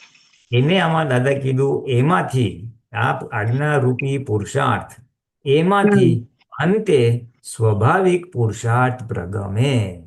સ્વાભાવિક હમ પુરુષાર્થ પ્રગમે. એટલે આપણે આ લેવલ સુધી પહોંચવાનું છે, બસ ખાલી અહીંયા સુધી જ પહોંચવાનું છે. પછીનો ભાગ જે છે એ પુરુષાર્થ જ હમ પુરુષાર્થ કરાવશે, સ્વાભાવિક રીતે પુરુષાર્થ થશે. પછી મારે શુદ્ધાત્મા જોવા નહીં પડે, દેખાશે. મારે સંભાવીને દેખાશે. ફાઇલ આવી છે એ ગોઠવવું નહીં પડે, સહેજા સહેજ રહે છે. હા એ જ અસર થઈ જશે. વર્તાશે, જે વર્તાશે શબ્દ વાપર્યો છે ને દાદાએ, વર્તાશે, હા, હા, વર્તનામાં આવી જશે. હા, હા. એટલે એ ભાગ આપણો કરવાનો છે. ધીસ ઇઝ, હમ અને એટલે એટલે આજ્ઞા રહ્યા જ કરશે. એટલે કરેક્ટ. આ હા, એટલે આ રહ્યો રિયલ પુરુષાર્થનો ફર્સ્ટ હાફ, કે રિયલ પુરુષાર્થમાં હમ આજ્ઞા is the main thing. Starting point ત્યાં છે. 5 હમ આજ્ઞાથી સ્ટ્રોંગ કરતા કરતા કરતા સ્વાભાવિક આજ્ઞા રહે. પછી સેકન્ડ પાર્ટ ઓફ પુરુષાર્થ, આપણું જે રિયલ હમ પુરુષાર્થ ઇઝ જ્ઞાતા દ્રષ્ટા. એટલે કરેક્ટ. આ કરતા કરતા એ જ્ઞાતા દ્રષ્ટાનો ભાગ બી એની મેતે ખુલ્લો થઈ જશે. હમ એ આપણે પછી, અને એ ત્યાં સુધી પહોંચવાનું છે કે આપણે એક આજે બી જ્ઞાતા દ્રષ્ટા છીએ, ફાઇલ નંબર 1 ના જ્ઞાતા દ્રષ્ટા છે. આ મન આમ બોલ્યું, આ બુદ્ધિ આમ બોલી, આ અહંકાર ઉભો હમ થયો, દેખાય છે. પણ એ હમ કન્ટિન્યુઅસ હમ દેખાય. એ કન્ટિન્યુઅસ હમ જ્ઞાતા દ્રષ્ટા રહેવું. કોના જ્ઞાતા દ્રષ્ટા? તો કે ફાઇલ નંબર 1 ના. ફાઇલ નંબર 1 એટલે અંતસ્થ, ફાઇલ નંબરની વાણી, હમ અને ફાઇલ નંબરનું વર્તન. એટલે એક હમ ત્રાહિત વ્યક્તિ ફરતી હોય ને એવી રીતે ફાઇલ નંબર 1 સેપરેટ દેખાશે. એ આપણો એન્ડ હમ ગોલ છે. જ્ઞાતા દ્રષ્ટા જે રાઈટ. શરૂઆત થઈ છે એ વધતા હમ વધતા વધતા વધતા ક્યાં સુધી પહોંચશે? તો કે આખું છૂટું હમ પડી જશે. એટલે જેને આત્માનું સ્પષ્ટ વેદન થઈ જશે. એટલે ફાઇલ નંબર 1 જુદી ને હું હમ જુદું, એ ઉઠતા બેસતા ખાતા પીતા આપણને રહ્યા કરશે. રહ્યા કરશે. ત્યાં સુધી આપણે આ પુરુષાર્થ રહે કે જે થાય છે હમ એ મૂકે નહીં આ ફાઇલ નંબર 1 ને. હમ આમાં કદાચ લખ્યું છે પણ હવે જ્ઞાન, હા, હા જ્ઞાન અજ્ઞાનને હા જુદા એટલે પાડે એ રિયલ પુરુષાર્થ. જો આમાં આવ્યું જ્ઞાન અજ્ઞાનને હા જુદા પાડે એ રિયલ પુરુષાર્થ આપણો. આને જ ભેદ હમ વિજ્ઞાન કીધું. અને આ પુરુષાર્થ પ્રજ્ઞા કરાવડાવે છે. આપણી પાસે પ્રજ્ઞા છે જે કરાવડાવે છે. ખાલી આપણે પ્રજ્ઞાનું સાંભળતા નથી. આખો મહાત્માને જ્યાં કાચું ક્યાં પડે છે મહાત્માને મારી દ્રષ્ટિએ, હમ કે આપણે હમ કમ્ફર્ટ ઝોનમાં આવી જાય એટલે બુદ્ધિનું ચલણ વધી જાય છે. અને બુદ્ધિ વધી જાય ને હમ એટલે કમ્ફર્ટ ઝોનનું જ નફો નુકસાન બતાવે. જવા દે ને, આ નથી કરવું, આપણે હુઈ જાવ ને, આપણે આ કરો ને. એટલે કરેક્ટ. વિપરીત બુદ્ધિ પ્રકૃતિનું કમ્ફર્ટ ઝોનમાં જ ઢસડ રહે છે. એટલે કન્ટિન્યુઅસ પુરુષાર્થ થતો નથી. નથી. હમ પ્રજ્ઞા તો ચેતવે છે પણ પ્રજ્ઞાનું સાંભળતા નથી, અને હમ અજ્ઞાનનું સાંભળીએ છીએ. એ આખો પ્રોબ્લેમ છે. હમ હા, અને જો આમાં લખે છે આજ્ઞામાં રહેવાનો નિશ્ચય એ પુરુષાર્થ છે. નક્કી કરવું એ પુરુષાર્થ છે. અને એ બી પ્રજ્ઞા કરાવડાવે છે. એટલે પ્રજ્ઞા ક્યારે કરાવે? હમ પ્રોબ્લેમ આવે ત્યારે. વગર પ્રોબ્લેમ જ કરો એમ કે છે. એટલે શું કે છે? નિશ્ચય હમ કરો તે પ્રમાણે આગળ પ્રગતિ મંડાય. પછી ધીમે ધીમે પુરુષાર્થમાંથી પરાક્રમ મંડાય. પરાક્રમ એટલે શું? હમ એમ કૂતરું કાદવથી આખા શરીરે રગદોળાઈ ગયું હોય તે પછી પોતાની જાતને હચમચાવીને એવું ખંખેરે કે બધો જ કાદવ નીકળી જાય ને એકદમ ચોખ્ખું ચટ થઈ જાય, જાણે હમણે જ નાહીને આવ્યું ના હોય. આ એમને કયા પ્રોફેસરે શીખવાડ્યું હશે? એટલે એ જે કૂતરો આપણું ખંખેરી નીકળી જાય. આજે તમે કહ્યું પરાક્રમ શું, એટલે હા પરાક્રમ એટલે એવું ખંખેરી નાખવાનું કે પ્રકૃતિમાંથી બધી નબળાઈઓ હમ નીકળી જાય, એવું આપું કહેવા માંગે છે. હમ અને પછી એ બધું કરવા બીજું માટે પેજ છે ને, હા જસ્ટ 1 મિનિટ. એ બધું કરવા માટે, હા, હવે where did we started with આજ્ઞા વિચ વોઝ હમ લીડિંગ જ્ઞાતા દ્રષ્ટા. અને જ્ઞાતા દ્રષ્ટા માટે પરાક્રમ એટલે બધી નબળાઈ નીકળી જાય, આમ હચમચાવી જાય હમ બધો, એટલે ક્રોધમાન હમ એને ખાઈ કપૂચીને પડવું. અને એ હમ પણ એ થાય ક્યારે? તો કે અહીંયા પાછું આ નીચે સેન્ટેન્સ છે, પોતાના દોષો નિષ્પક્ષપાતીપણે જુએ એ પુરુષાર્થ. એટલે પોતાના જુએ કે આમાં દોષ છે, પ્રકૃતિનું રક્ષણ હમ ના કરે, પોતાના દોષ જુએ હમ એટલે હમ એને દેખાય અને પછી એની પાછળ ખાઈ કપૂચીને પડી જાય, એટલે એ હમ પરાક્રમમાં જાય અને પરાક્રમથી બધું સાફ થઈ જાય, એટલે નિરંતરના જ્ઞાતા દ્રષ્ટામાં આવે. અને પછી just before the last sentence એટલે વાંચી લઈએ. દાદાની કૃપા ક્યાં વરસે, સાચા દિલથી જેણે પુરુષાર્થ માંડ્યો હોય ત્યાં. એ દાદા ઓ કે છે, તમે સાચા દિલથી પુરુષાર્થ કરો, હું તમારી સાથે જ છું. દાદા હમ ભગવાન કે તમે પુરુષાર્થ તો કરો, હું તમારી સાથે જ છું. આજની તારીખમાં સૂક્ષ્મ રૂપે દાદા આપણને ડેફિનેટલી સહાયતા કરે છે. હમ સહાયતા આપણને પ્રકાશ આવે, આપણને સમજ પડે, માર્ગદર્શન મળે, વ્યવહારમાં હમ આપણને રાઈટ ટ્રેક પર રાખીને નિશ્ચયમાં રાઈટ ટ્રેક પર લઈ જાય. હમ ના અંતિમ દિવસોમાં મહાત્માઓને સંકેત રૂપે જબરજસ્ત સંદેશો આપતા ગયેલા કે અત્યાર સુધી અમે મહાત્માઓને બિલાડીના બચ્ચાને સંભાળે તેમ સંભાળે, હવે તમે અમને વાંદરીના બચ્ચાની જેમ ચોંટી પડજો. ઓકે, એટલે આ દાદા પછી કહ્યું, ત્યારે દાદા હતા એટલે બધું લા વિધિ કર, આ કર, તે કર. હવે કે છે અમે હમ ઓકે. એટલે સમરી આટલી જ છે કે આપણો દ્રઢ હમ નિશ્ચય ધર્મનો વિચ વિલ લીડ ટુ સ્વાભાવિક આજ્ઞા વગર પુરુષાર્થે 51% સુધી જશું, તો પછી એની મેં તે બાકીનો પુરુષાર્થ થશે. ઇટ વિલ લીડ ટુ જ્ઞાતા દ્રષ્ટા of file number 1. File number 1ના જ્ઞાતા દ્રષ્ટા રહીશું. એ વધતા વધતા સ્પષ્ટ વેદન સુધી જશું. પણ એમાં વચ્ચે બધા જે દોષો દેખાશે પ્રકૃતિના, એ દોષો બધા ખંખેરી નાખશું પરાક્રમ ભાવે, એટલે પછી સ્પષ્ટ વેદનની લેવલ પર આવી જશું. એ આપણી આખી આધ્યાત્મિક જર્ની સમરીમાં આવી ગઈ. અમે બેને ટોપિક અને આ ટોપિકમાં એવું ક્લિક થઈ ગયું કે આ જે વચ્ચે વચ્ચે બ્રેક કરીને પુરુષાર્થ કરવો પડતો હતો ને, એમાં સફોકેશન જેવું આવતું હતું કે હા થોડો ટાઈમ આજ્ઞામાં રહ્યા, પછી સંજોગોમાં પાછું પ્રમાદ આવી ગયું, પછી પાછું હેન્ડલ માર્યું. પણ આનાથી ખબર પડે છે કે દાદા કહે છે કે હવે નિરંતર રહે, કે આજ્ઞા તમને સહેજા સહેજ રહે તો આપણને પણ મસ્તીમાં આપણે રહીએ આપણી, અને પૂતગલની મસ્તીમાં. હા, પૂતગલ વ્યવસ્થિત ને આજે ડિસ્ચાર્જ થયા કરે અને આપણે હા એને જાણવાના પ્રયોગ પુરુષાર્થમાં રહીએ. એટલે આ હવે અહીંયા પહોંચવાનું છે. હા, જે થાય છે ફાઇલ નંબર 1 ને વાયર વી બોધર્ડ હા પાડો થાય છે એમ. હમ રાઈટ રાઈટ રાઈટ. એટલે હમ આજ્ઞાનો દ્રઢ પુરુષાર્થ ઇઝ ધ કી. દાદા કે તમે આજ્ઞા પાડો તો અમે તમારી સાથે જ છીએ. સાચું છે. પણ આપણે છે ને બહુ થોડુંક સરસ. સાંભળીએ છીએ, થોડુંક પ્રકૃતિનું સાંભળીએ છીએ, એટલે હા બસ એ ત્યાં જ. બસ મહાત્માને જે અડચણ છે ભરેલા માલનું હમ ડિસ્ચાર્જ બધું હમ ખેંચી બસ, બીજું કઈ નહીં. ઇન્ટરવલ બહુ બધા ઇન્ટરવલ આવી જાય છે. Interval right. જો ઓછા થઈ જાય ને થોડા, હા તો પણ ઘણું કામ કરે. આ તો ઇન્ટરવલના બહુ ગેપમાં લઈ લઈએ છીએ. Right right. સરસ. જય સચ્ચિદાનંદ. પૂર્ણાનંદજી. જય અક્ષય સચ્ચિદાનંદ. જય સચ્ચિદાનંદ. જય સચ્ચિદાનંદ, જય સચ્ચિદાનંદ. શાંતિ દાદા.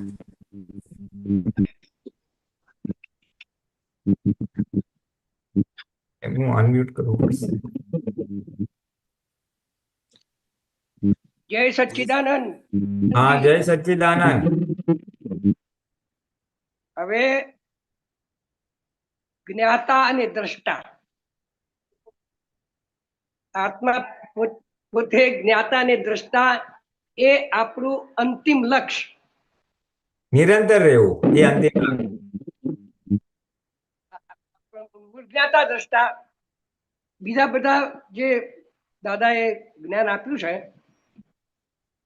એ પણ આના માટે હમ પાસ અને પહોંચી ખબર. હમ હવે વાણી 3 પાન નંબર 6 એક વાક્ય લખ્યું છે સાહેબ. હા વાંચો. જોવા જાણવામાં કશી ભૂલ ન થાય. આખા શબ્દ તમે સાંભળો. જોવા જાણવામાં કશી ભૂલ ન થાય એનું નામ જ્ઞાતા દ્રષ્ટા.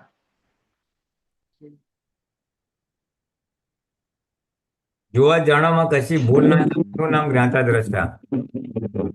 આટલું લખ્યું છે દાદાએ.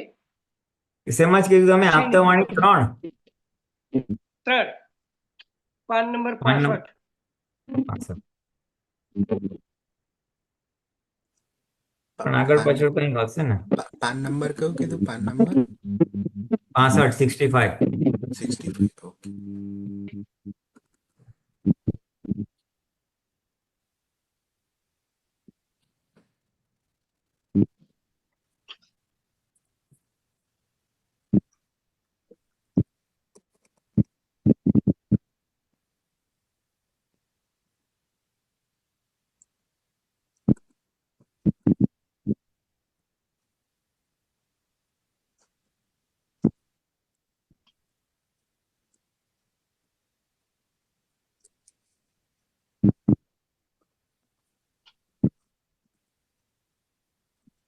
આપણે શાંતિ દાદા વચ્ચે છે કઈ આગળ છે પેજના?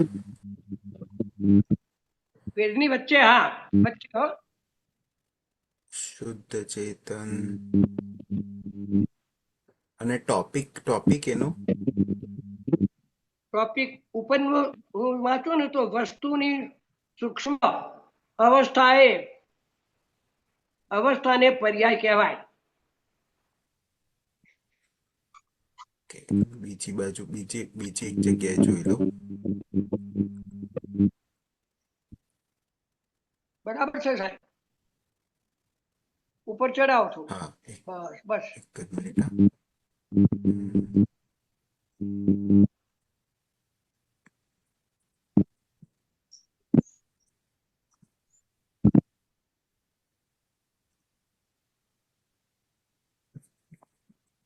નંબર 65 કાઢો. હા, 65 કાઢો. આમાં છે ને કઈ આવૃત્તિ કયા સંઘનું છે એના ઉપર છે. ના આવ્યું એ મેં જે તમને કીધું એ જ આવ્યું. અચ્છા, એ જ આવેલું. ઓકે, તો પાછું આમાં જો આમાં દેખાય છે તમારે કશે? પણ જરા પડી શકશે. આ ટોપિક છે આત્મા નહીં? તો આ બીજું છે એમાં છે પર્યાયથી. તે એટલે શું? એની એ 64માં પાનાનું છે. 64 જોજો. 64 નીચે ને ઉપર હું જો કહું છું ને એ 65. 65 નું છે. ના ના બરોબર. તો એ છે ને બીજી બુક હશે એમની પાસે. ઓકે, એટલે મારી પાસે બે ખુલ્લી છે. આ એક છે.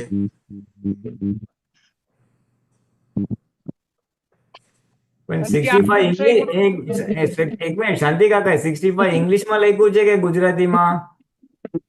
ગુજરાતીમાં. તો આ 64 થયું. એનું ઉપરનું બ્લેક હેડિંગ શું છે? આત્મા જ્ઞાન ક્રિયા. આત્મા જ્ઞાન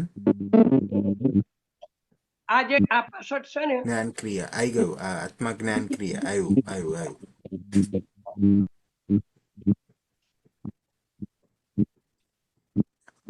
એ બરાબર છે. ઓકે. હવે કયા ફકરામાં છે? નીચે જવા દઉં?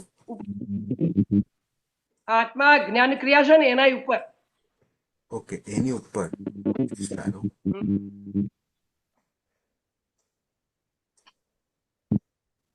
અને કઈ આગળ છે, કયા ફકરામાં આત્મા એ તમારો? હા, આવી ગયું. આવી ગયું. ઓકે, આપ વાંચશો ફરી એકવાર? શેઠ નીચું કરો. હા. આત્મા પોતે જ્ઞાતા દ્રષ્ટા. તમે લઈ લો છો પાછા.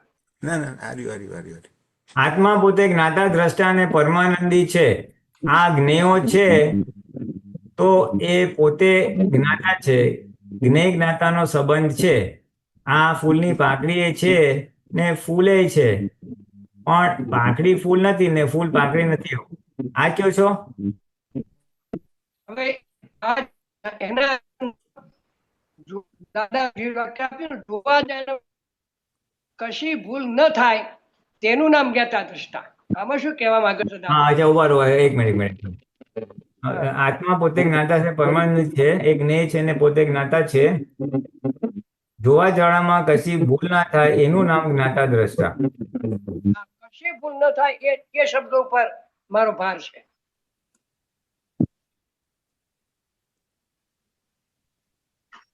એટલે યથાર્થપણે જ્ઞાતા દ્રષ્ટા હોવું જોઈએ એમ કહેવા માંગે છે. હા, એટલે બરાબર છે કે એટલે યથાર્થપણે હા, યથાર્થપણે હોવું જોઈએ. આપણે જ્યારે જોનારા થઈએ છીએ, કોઈ સંજોગ આવ્યો એટલે એ જે સંજોગ અથવા વ્યક્તિ આવ્યો, તો વ્યક્તિને જ્યારે આપણે જોઈએ છીએ ત્યારે એના વિશે અંતસ્કરણમાં જે ઊભું થાય અને એને જોનારા રહીએ તો એ સાચું જોયું કહેવાય. હા. અને જે સામે વ્યક્તિ આવ્યો એ દ્રષ્ટા. સાચું? વ્યક્તિ એ દ્રષ્ટા, એ જ્ઞેય થયું કે દ્રશ્ય થયું? એ દ્રશ્ય. હા, એ તો જ્ઞેય થયો ને. વ્યક્તિ તો જ્ઞેય છે, એને જોનારો જ્ઞાતા થાય. હા, બરાબર. પણ એ વ્યક્તિ આજે ભૌતિક રીતે આપણી સામે ઊભો છે, એનો જ ફોટો આપણને અંતસ્કરણમાં દેખાય. એટલે આપણે છે ને, આ વ્યક્તિ ઊભું છે અને મનમાં ઊભું થઈ જાય કે આ સારો માણસ છે, બહુ કામ લાગશે. એટલે એ જે સારો માણસ છે, કામ લાગશે, એ આપણે જોઈએ પ્રજ્ઞાના પ્રકાશમાં, એ યથાર્થ જ્ઞાતા દ્રષ્ટા. કે આ વ્યક્તિને જોઈને મનની અંદર આવા ભાવ ઉત્પન્ન થયા અને એના આધારે શાંતિભાઈ આવું વાણી કરે છે કે આવો પધારો, બેસો, શું ચા પાણી બનાવો. એટલે શાંતિભાઈ જે કરે છે, મનના ઉભા આને જોઈને મનમાં ઊભું થયું, આવી વાણી નીકળી, આવું વર્તન થયું, એ આખું જે જોવું એ યથાર્થ જ્ઞાતા દ્રષ્ટા છે. હા, એ અંતસ્કરણમાં જે ઊભું થયું એને એને પણ જોનારું. હા, પછી એ સારો છે ને એવું કશું જોવાની જરૂર નથી. આ ખોટો માણસ છે, હા, આ નકામો આવ્યો છે, એવું પણ અંદર ચાલે સાહેબ. ચાલે ને. હા, બરાબર. તો એ આપણે કઈ વ્યક્ત કરતા નથી, પણ અંદર આપણે જોનારા થઈએ એ બરાબર છે એમ. હા, જ્ઞાતા દ્રષ્ટા તો પ્રજ્ઞાના પ્રકાશમાં અંદરથી જ થવાનું છે. બરાબર. હવે એમાં આ ખોટો છે ને આ કયો અત્યારે આવ્યો, એ આ ન થવું જોઈએ એવું નીકળે આપણે વાક્ય. હા, નીકળે ને. એ બુદ્ધિનો ભાગ છે, એ પોતાપણાનો ભાગ છે. અત્યારે ક્યાં 2 વાગે આવ્યો બરાબર સુવાના ટાઈમે? એટલે પોતાપણું છે આપણું, એ બુદ્ધિનો ભાગ છે. એટલે આ બુદ્ધિ આવું બતાવ્યું એ આપણે જોવાનું. એ પણ જોવાનું. હા, અને પછી બુદ્ધિને કહેવાનું ફાઇલ આવી, ચાલ સંભાવે નિકાલ કર. બુદ્ધિને કહેવાનું. એટલે અહંકારને કહેવાનું આમ તો. હા હા, અહંકાર. એટલે ઓલો ભળી ના જાય ને, એમાં બુદ્ધિના કહેવામાં ભળી ના જાય. બુદ્ધિએ કીધું, અને જો બુદ્ધિએ કીધું આમ સરળ છૂટું દેખાય તો બહુ વાંધો નહીં આવે, પણ ભળેલો હશે તો એને પાછું બહાર કાઢવો પડશે કે ભાઈ ચાલ ફાઇલ આવી, સંભાવે નિકાલ કર. એટલે આપણે ઉદય કરવામાં આવ્યું. હા, તો હવે એ જે આપણે જોનારા અને જાણનારા થયા, હમ ક્ષણે ક્ષણે સંયોગ છે સાહેબ. હા તમે એક વાક્ય બોલ્યાલા અને બહુ ફિટ થઈ ગયું મને, કે હું પહેલા જયારે જોવા બેસતો ને નિરાંતે કદાચ 5 મિનિટ તો જોઈ શકું છું કે નહીં. 5 મિનિટ ના જોઈ શકીએ આપણે, પણ જોવા બેઠા કશું દેખાય નહીં સાહેબ. એવો સંજોગ બધા કશું દેખાય જ નહીં ને ગમે તે કરો તો એ. પણ તમે એક જ વાક્ય કીધું હતું કે દેખાય કે ના દેખાય તું જોયા કર, તું જ્ઞાતા દ્રષ્ટા છે, તારું જ્ઞાતા દ્રષ્ટા પણ ખુલવું જોઈએ. હમ એ બરાબર છે. વાક્ય બહુ ગમી ગયું મને. મને કઈ દેખાતું નથી એ વિચાર આવે છે ને, એ જ્ઞેય છે અને એને જોવાનું છે. અરે છેવટે કાંઈ ના થાય, મન શાંત થઈ ગયું હોય તો શ્વાસોશ્વાસ તો ચાલે છે ને, એને જુઓ. બહુ સરસ વાત. એ મારા એક વખતે પૂછવાનું હતું ના તમે શબ્દ કાઢ્યો કે મને જ્યારે હું શુદ્ધાત્મા છું એ તો શબ્દમાં થયું ને પહેલા તો, હમ પણ તમે કીધું ને એમ શ્વાસ લઈને શ્વાસ કેટલે પહોંચો એને જેને જોયો એ શુદ્ધાત્મા. હમ એટલે આ તો જાગૃતિ ગોઠવીએ છે, બીજું નથી આવતું કાંઈ. તો ત્યાં ત્યાં ગોઠવીએ છીએ અને આ શ્વાસોશ્વાસને જ્ઞાતા જ્ઞેય બનાવી દઈએ છીએ આપણે. હા એક મિનિટ. અને મનમાં ચાલે હું શુદ્ધાત્મા છું, શુદ્ધાત્મા છું, એટલે એ જ્ઞેય છે. એટલે સ્ટાર્ટિંગમાં આ જ્ઞેય તરીકે તમે જુઓ એટલે તમે જ્ઞાતામાં છો ત્યારે જ આ બે જ્ઞેય તરીકે રહે. બરાબર છે. અને એ જ યથાયોગ્ય જોયું કહેવાય. હા બસ બસ સાહેબ ખુલાસો થઈ ગયો. થઈ ગયો ને. જય સચ્ચિદાનંદ. જય સચ્ચિદાનંદ. હા જય સચ્ચિદાનંદ, જય સચ્ચિદાનંદ. આ જ્ઞાતા દ્રષ્ટા આજે આજે બહુ સરસ મોટા પુરુષાર્થની વાતો નીકળી બધી, કે રિયલ પુરુષાર્થ ક્યાં આગળ છે. શરૂઆત 5 આજ્ઞાના અખંડપણેનું છે, ત્યાંથી પછી પરાક્રમ ભાવ, પ્રકૃતિ શોધ અને એનાથી જ્ઞાતા પ્રકૃતિના જ્ઞાતા દ્રષ્ટા, અને છેલ્લે તમે કીધું તેવી રીતે કે રિયલી કેવી રીતે થાય જ્ઞાતા દ્રષ્ટા એમને બેસીને. એટલે 11 જે ભાગ છે એ દાદાનો પ્રયોગ એના માટે જ છે કે 24 કલાક બધા ફાઇલોથી તમે મુક્ત થાવ છો, પુરાણથી પાણી મુક્ત થાવ છો, પીવાનું ખાવાનુંથી, અને તમે અખંડપણે ઉપયોગ ગોઠવી શકો એવા સંયોગોમાં બેસી આપણે કરવાનું છે. એટલે આ વખતે જે આપણે 11 કરવાના છે ને, એ 11માં આપણે ખાલી 11 નથી કરવાના, પણ 5 આજ્ઞા પૂર્વકની 11 કરવાના છે. ખાલી આજ્ઞા સાથે. એટલે ઘરેથી નીકળીએ તો દ્રઢ નિશ્ચય કરીને નીકળવાનો કે મારે 5 આજ્ઞામાં રહેવું છે.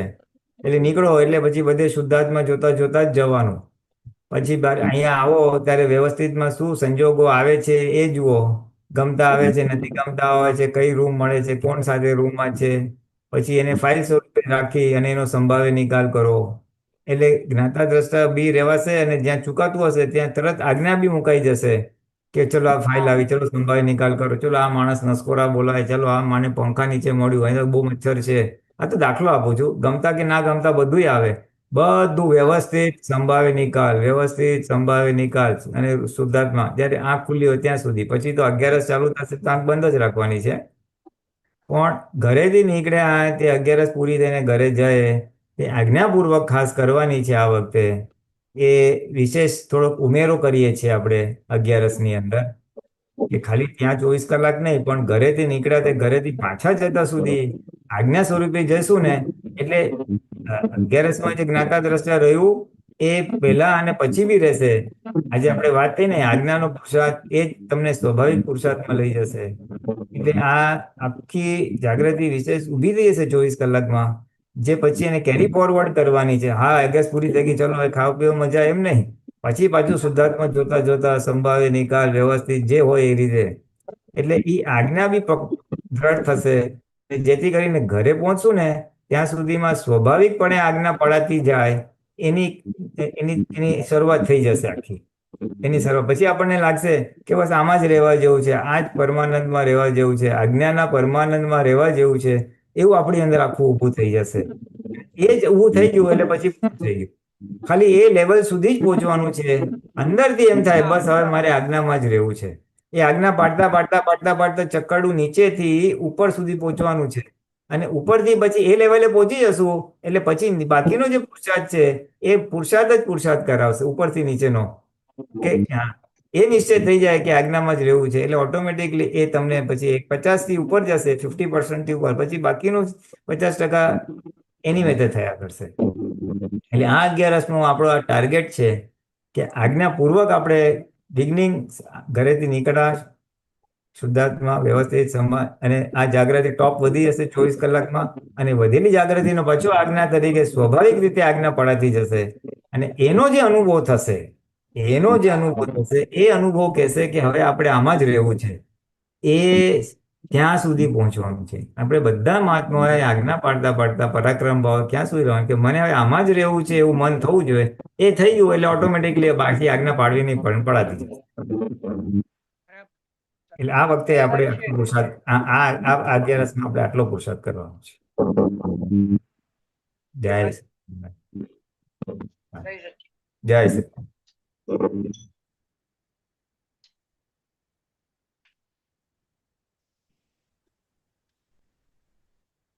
જય સચિદાનંદ પુલિરામજી.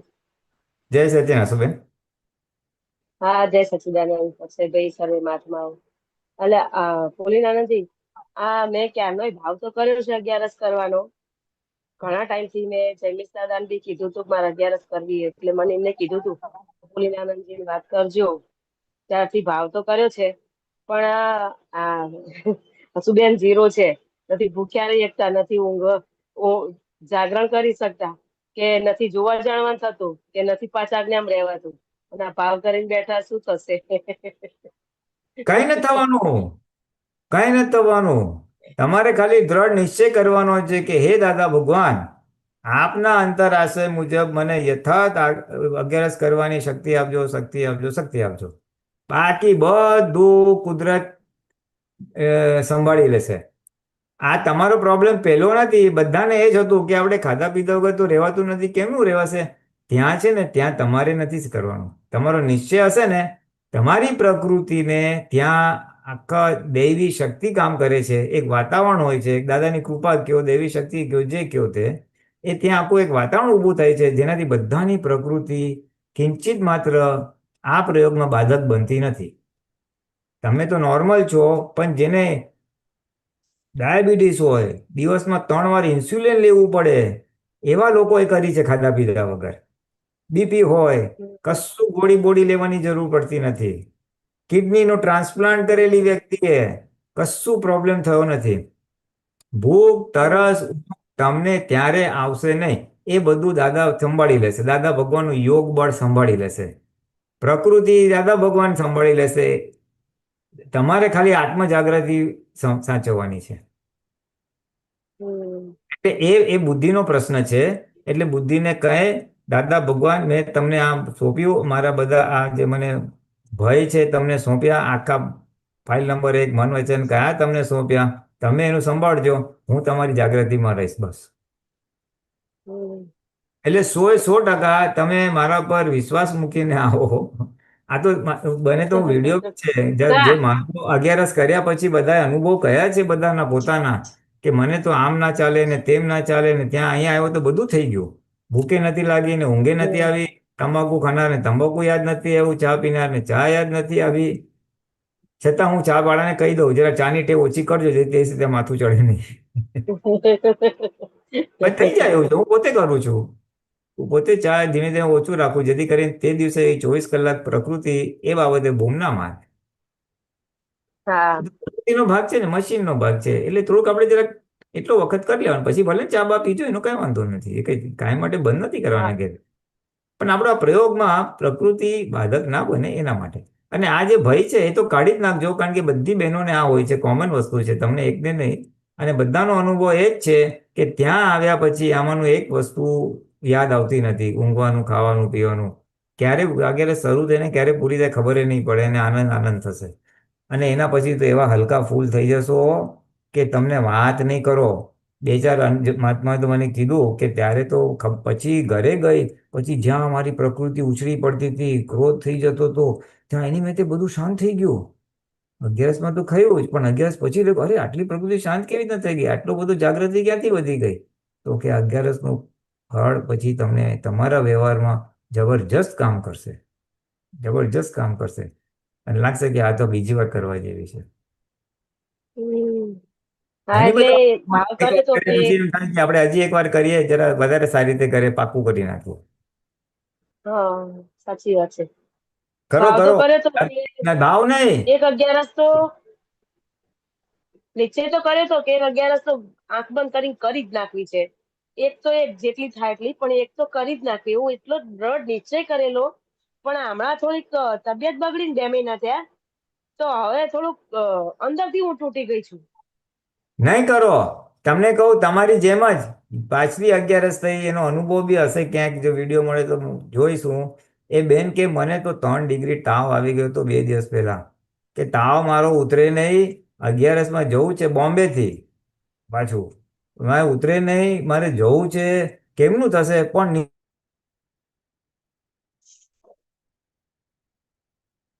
તમારો અવાજ ગયો.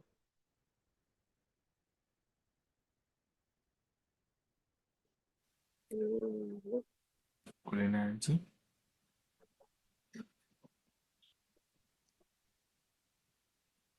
એમનું કનેક્શન જરાક તુરંત છે. એમનો અવાજ નથી આવતો. અક્ષરજી, તમને આવે છે કે હા, આવે મારામાં છે. પ્રોબ્લેમ છે? તમારો અવાજ આવે છે, આવે છે. હા હા હા, નહીં તો મારા બી નેટ, સવારનું નેટ નતું, તો બી તૂટેક તૂટેક બી સાંભળ્યું એમ. અમી બેન ના સત્સંગ સાંભળ્યા, શાંતિ દાદા. ભોલેનાથજી,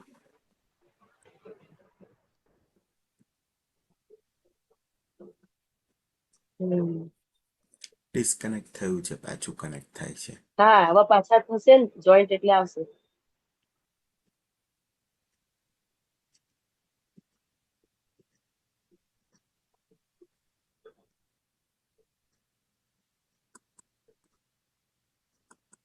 હલો, અવાજ હા, આવે છે? તમારો અવાજ ગયો હતો.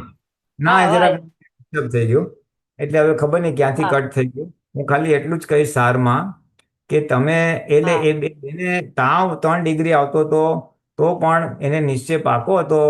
એ ટ્રેનમાં બોમ્બેથી અહીંયા આવ્યા, અટેન્ડ કર્યું, અને કાંઈ નડ્યું નહીં, અને બહુ સારી રીતે થઈ ગયું. શરદી ઉધરસ વાળા બી આવ્યા હતા, પણ નિશ્ચય પાકો હોય ને તો પ્રકૃતિ, કુદરત કયો કે દાદા કયો, ત્યાં સંભાળી લે છે, અને આપણને બાધક આવતું નથી. ઊંધું ખાલીને એકવાર દાદાના માથે પડવાનું, દાદા આ પ્રકૃતિને આટલા ભય છે, અને આ બીમારીનો ડર લાગે છે, આ પ્રકૃતિ તમને સોંપીને હું આવું છું, રક્ષા કરજો, અને તમારી રીતે પૂરી ઉપયોગપૂર્વક પુરુષાર્થ કરવાની શક્તિ આપજો. તો 100% થઈ હશે. અને એકવાર એ તમને એ થશે ને, એટલે તમને બહુ આત્મવિશ્વાસ વધી જશે તમારો, કે વાંધો નહીં, પ્રકૃતિ એની જગ્યાએ અને પુરુષાર્થ એની જગ્યાએ. આ બુદ્ધિ જરા આપણને હેરાન કરે, પણ ઊંધું ગાલીને દાદાના નામે આવી જાઓ, કાંઈ કરતા કાંઈ નહીં થાય. અરે લોહીની ઉલટી થઈ હતી 11માં એક જણને, સવારે 3 વાગે ઉઠીને, તો ઉલટી કરીને બેસી ગયા, પાછા પતી ગયું. 6 વાગે 11 પૂરી થઈ ગઈ, એમાં કાંઈ નડ્યું નહીં. હવે બોલો, હવે એથી આગળના તમારે ખરાબ અનુભવ સાંભળો જ કોઈના, તો એની સામે કાંઈ નથી, એની સામે તો કાંઈ નથી. એટલે તમે યા હોમ કરી નાખો. જુઓ, તમે દાદાના બતાવેલા પુરુષાર્થ કરો છો, એટલે પ્રકૃતિને સાચવવાની જવાબદારી દાદા ભગવાનની છે. તમે શું કામ, તમે સાચવવાનો ભાગ આવે એટલે તમને ભય લાગે છે, હાય શું થશે તે. તમારે સાચવવાનું નથી. હું તમને કહી દઉં, જાઓ, તમને કાંઈ નહીં થાય તો, હા, સાચી. તમને કાંઈ થાય તો એવું જવાબદારી દાદા જ બોલતા હોય, પછી શું શું નહીં. અમે શીખવા? આમ બી બહાર 2 માણસો બેસાડીએ છીએ, એક ડોક્ટર રાખીએ છીએ, કે કદાચ કઈ માથું દુખ્યું કે આમ તેમ થયું તો અમે દવા આપી દેશું, અને પાછી 11 ચાલુ રહેશે. એ વ્યવસ્થા બી રાખીએ જ છે આપણે. અને અત્યારે વાપરવાની વારો આવ્યો જ નથી અમારે, ડોક્ટર સુધી કોઈ સાચી વાત પહોંચ્યું. છે. અમે દર 11માં રાખીએ છીએ આ, મેં પણ અત્યાર મેં સુધી ગીતાનો હા, એટલે કારણ કે દાદા યોગ પણ કામ કરે છે. એક એક એક આશ્ચર્ય જ છે. આજે નહીં, આજે આ 12, 13, 11 કરીએ છીએ આજે કેટલા વર્ષોથી કેલનપુરમાં. એટલે એ હા થઈ ગયું. દાદા ભગવાનની ભાવના છે કે મહાત્માઓ આગળ વધે. દાદા ભગવાનની ભાવના છે કે આવી રીતના આજ્ઞાનો પુરુષાર્થ કરે, આવી રીતે આ પ્રયોગ કરે છૂટાપણા. આ છૂટાપણાનો પ્રયોગ જ છે, બીજું શું છે? એટલે હા આપણે તો ભગવાનની ભાવના છે તો દાદા મારે હું કરું છું, બાકી પ્રકૃતિ તમને સોંપી, એટલે એને માથે પડવાનું, એટલે એમને કરવું જ પડે. દાદા તમારી આબરૂ વાત જશે, મને ખબર નથી. હા એવું દાદા ભગવાને દેવ દેવીઓને કીધેલું. જન્મ હા જયંતિના માં કેતસીબાઈને ત્યાં અમે હતા કે કઈક ઓલું હતું, દાદાનો વંદોડો શોભાયાત્રા કાઢવાની હતી. સવારે 6 વાગ્યાનો ટાઈમ હતો, 6 કે 7 નો અપ્રોક્સિમેટલી. દાદા નાહી ધોઈને તૈયાર થઈને બેઠા હતા અને બહાર વરસાદ વરસાદ વરસાદ વરસાદ. દાદા કે આપણે તો તૈયાર થઈને બેઠા છે, હવે દેવ દેવીઓની આબરૂ જશે વરસાદ નહીં રોકે ને શોભાયાત્રા નહીં કાઢે તો. બોલો, એટલી ખુમારી હતી દાદાની. અમે તો જગત કલ્યાણ માટે બેઠા છે એમની. અને એવું જ થયું. પછી થોડીક વાર પછી વરસાદ બંધ થયો, આખી શોભાયાત્રા થઈ અને જેવા હોલમાં ગયા કે ધોમધોમ વરસાદ પડ્યો. હમ એ આપણે દાદા ભગવાનના માથે, એ આ જવાબદારી દાદા ભગવાનના માથે સોંપી દેવાની. હમ હા એટલે હું ગીતાને પૂછતી હતી કે તું 11 કરવા આવવાની કેનલપુર, મારી ઈચ્છા છે. ગીતા કહેતી હતી કે એક તો કરી છે, હવે બીજી ઈચ્છા છે, પણ હવે જોઉં છું કે. મેં કીધું અ એટલે કીધું 11 24 કલાકની હોય, એટલે અમારા ગીતા બે જોડે, ગીતાના ને મારા બેના વચ્ચે ડિસ્કસ કરી હતી. એટલે પછી મને કે ના ભાઈ 24 કલાકથી વધારે થોડોક ટાઈમ હોય છે. તો મેં કીધું 24 કલાક જ રાખવો હોય ને, આજ રાખવો જોઈએ ને, આજ સવારથી કાલ સવાર. એવું જ છે, એવું જ છે, વાત એવું જ છે, એવું જ છે. જો તમે છોડો, મેં કીધું તમે છે ને, તમે દાદા ભગવાનને કહો, દાદા મારે કરવી છે, મને યથાર્થ આવવા જવાના નિમિત્ત ભેગા કરી આપો, હું કઈ જાણવું નહીં. તમને હા સંગવડ બી મળી જશે ને બધું મળી જશે. ખાલી રોજ અત્યારે ટેન્ડર તો ભરો. આપણે 10 ના ઓક્ટોબર એટલે છે. આવા જવા માટે નહીં, એ તો હું આવી જવા આગલા દિવસે. પણ પેલો તમે ટાઈમ 24 કલાકથી ટાઈમ વધારે જો અરે પેલું 24 કલાક ખાવાનું જ ને છે. ઊંઘવાનું આ બધા ગભરાઈ મારે છે. તમારે શુક્રવારે 5 વાગ્યા સુધી પહોંચી જવાનું અને પછી 5 વાગે તમારે 5 થી 6 ની વચ્ચે ચોવિયાર કરી લેવાનું, ખાઈ લેવાનું છે બસ. અને પછી હા પછી તમે શાંતિથી આપણે બધું સત્સંગ કરીશું, 11 શું છે બધું સમજાવશું રાતના 7:30 8 વાગ્યા સુધી. પછી તમારે તમારા રૂમમાં જતા રહેવાનું અને પછી સુઈ જવાનું જ્યારે સુઈ જાવ ત્યારે. અને બીજે સવારે 6 વાગ્યાથી જ ચાલુ થવાની છે 11. રાતના તો સુઈ જ જવાનું છે, હમ આરામથી સુઈ જવાનું છે. પછી સવારે ઉઠો એટલે જ્યારે ઊંઘ ઉડે ત્યારે 5 વાગે ઉડે તો 5 વાગે, નહીં તો 6 વાગે તો બેસી જ જવાનું. અને સવારે 6 વાગે શનિવારે, તે રવિવારે 6 વાગે, 24 કલાક જ ઉપવાસ 11 છે. પછી તો બારણું છે સીધું 6 વાગ્યા પછી રવિવારે. હા 11 6 24 જ કલાક, વધારે નથી. હા બરાબર. ખાલી ચોવિયાર કરી લેવાનું છે એટલે એટલે પેલું પેટ પેટ અમારી પેટ ખાલી ગણતરી હોય શું હોય, ને, પેટ અમારી ખાલી હા હોય ને, નડે નહીં આપણને એમ. નળે નહીં. હા બરાબર છે, બરાબર છે. એટલે અમાર તો કેવી ગણતરી કે પેલું આગલા દિવસથી જ 5 વાગે ચોવિયાર કરી લઈએ ને, એટલે અમે ત્યાંથી ગણીએ ચોવિયાર કર્યા પછીથી એમ. ચલો ને રાતના 10 વાગ્યાથી એમ ના ના ના ના, અમારી 10 વાગે તમારે બધું ખાવું પીવું બોલવાનું ચાલવાનું બધી છૂટ છે. તમે ઓકે. રૂમમાં જાઓ સુઈ જાઓ ત્યાં સુધી. હા બરાબર. એવું ગભરાવાની જરૂર નથી. આ પૂતગલ કેટલું નડે છે બધું આમ. ના ના, આ આપણી પાસે યથાર્થ સમજણ કે માર્ગદર્શન નથી. એટલે આ તમને હું કહું છું ને, કશું નથી થવાનું. આટલા બધા હા તમને કેટલા કીધા. હા હું પેલા નાની હતી ને ત્યારે તમે બીજું બધું, સ્વામિનારાયણ હા બોલો. એકાદશી આવતી ને તો આગલા દિવસે રાત્રે 10 વાગે પાણી પીને સુઈ જઈએ, તો બીજા દિવસે સવારના સાંજના 7 વાગે આરતી કરીને પાછું પાણી પી લેતા અમે. એવી કરેલી 11. તો પછી શું છે, આટલો અનુભવ આગલા તો દિવસે છે. પણ ત્યારે તો તમારી પાસે આત્માએ પ્રાપ્ત નતો થયો. હવે તો આત્મા પ્રાપ્ત થયો છે. એટલે આત્મા પ્રાપ્ત થયો હોય, અનંત શક્તિનો ધામ, એ આત્મામાં રહેવાનું અને પૂતગલને જોયા કરવાનું. પેલા તો હમ અહંકારથી કરેલું અને મારે ઉપવાસ કરવાનો, મારે પાણી નહીં પીવાનું, અને મારું આ ને મારું તે હા હતું બધું. હવે તો કાંઈ નહીં. હવે તો એ પૂતગલ દાદા ભગવાન, તમે આત્મામાં અનંત શક્તિ અનંત સુખના ધામમાં બેસીને કરવાનું, પછી ક્યાં પ્રોબ્લેમ છે? આ તો નિરહંકાર પદ સરસ. આત્માથી કરવાનું છે. કરતા કરતા વગર કરતા કરવાનું છે. તમારે ક્યાં અગિયારસ કરવાની છે? તમારે તો જ્ઞાતા દશા રહેવાનું છે. હમ. હા, અગિયારસ ફાઇલ નંબર 1 તો પ્રકૃતિ તો દાદાને સોંપવાની છે. તમારે ક્યાં કરવાની છે? પણ ના હમણાં ને એક નાનું ઓપરેશન આવ્યું ને તો એ જ્ઞાતા દશા નતું રહેવાતું. એ તમે જવા દો ને. અત્યારે તમને તમારે કરવી જ કે હા કે ના, એક જ શબ્દમાં કયો. હા, કરવી જ છે. બસ તો તમે આવી જાઓ, તમારી જવાબદારી મારી જાઓ. હવે પાક્કું હવે કરવી જ હવે છે. હવે હવે કઈ બુદ્ધિ લડાવશો નહીં. ચાલો, ઊંચું ચડાવો. બસ ચલો. જય જય સચ્ચિદાનંદ. સચિદાનંદ. જય સચિદાનંદ. અરે બહુ કશું નહીં સરસ થાય, તમે દાદા ભગવાન બેઠા છે, જવાબદારી કશું નહીં થાય. દાદાએ જવાબદારી લીધી એટલે ચિંતા નહીં. ચલો. હા હા હા હા, હું દાદા ભક્તિ ગેરંટી બસ આપું છું. જાઓ, કશું નહીં થાય. દાદા હાજર જ છે, પણ દાદા હાજર જ છે, ક્યાં ગયા જ બસ છે. બસ બસ, ચાલો ચાલો, હવે વધારે ઓલું ના કરો, આવી જાઓ. હા, પાક્કું. ચાલો, જય સચિદાનંદ. જય સચ્ચિદાનંદ.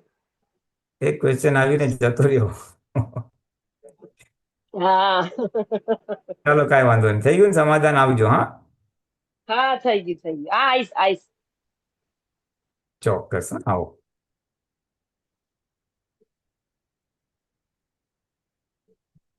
ચાલો, Udaybhai Bhavsari not to be scene.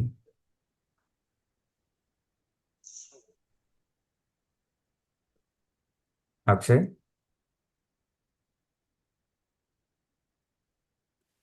જય સચ્ચિદાનંદ ભોલેનાથજી. હા, ચાલો, હવે કઈ લાગે છે? કોઈ? એક ઉદયભાઈ નો હતો પ્રશ્ન. એક જ મિનિટ, જો ઉદયભાઈ આપને નીકળી ગયા લાગે છે એમને. તો આપણે પ્રશ્નો પૂરા થયા છે, સમય બી થયો છે. હા, ચાલો, હું ત્રિમંત્ર બોલાવું છું. અશુબેન બોલજો. નમો વિતરાગાય, નમો વિતરાગાય, નમો હરિહંતાણમ, નમો હરિહંતાણમ, નમો સિદ્ધાણમ, નમો સિદ્ધાણમ, નમો આયરિયાણમ, નમો આયરિયાણમ, નમો વજ્જાયાણમ, નમો વજ્જાયાણમ, નમો લોહે સવ સાહુણમ, નમો લોહે સવ્વ સાહુણમ, એસો પંચન મુક્કારો, એસો પંચન મુક્કારો, નવ ભાવ પનાસણો, સવ્વ પાવક પણાસણો, મંગલાણં છે સૌવેસિન, મંગલાણમ ચ સવ્વેસી, વડમમ હવૈ મંગલમ. પરમમ હવૈ મંગલમ. ઓમ નમો ભગવતે વાસુદેવાય, ઓમ નમો ભગવતે વાસુદેવાય, ઓમ નમઃ શિવાય. ઓમ નમઃ શિવાય. જય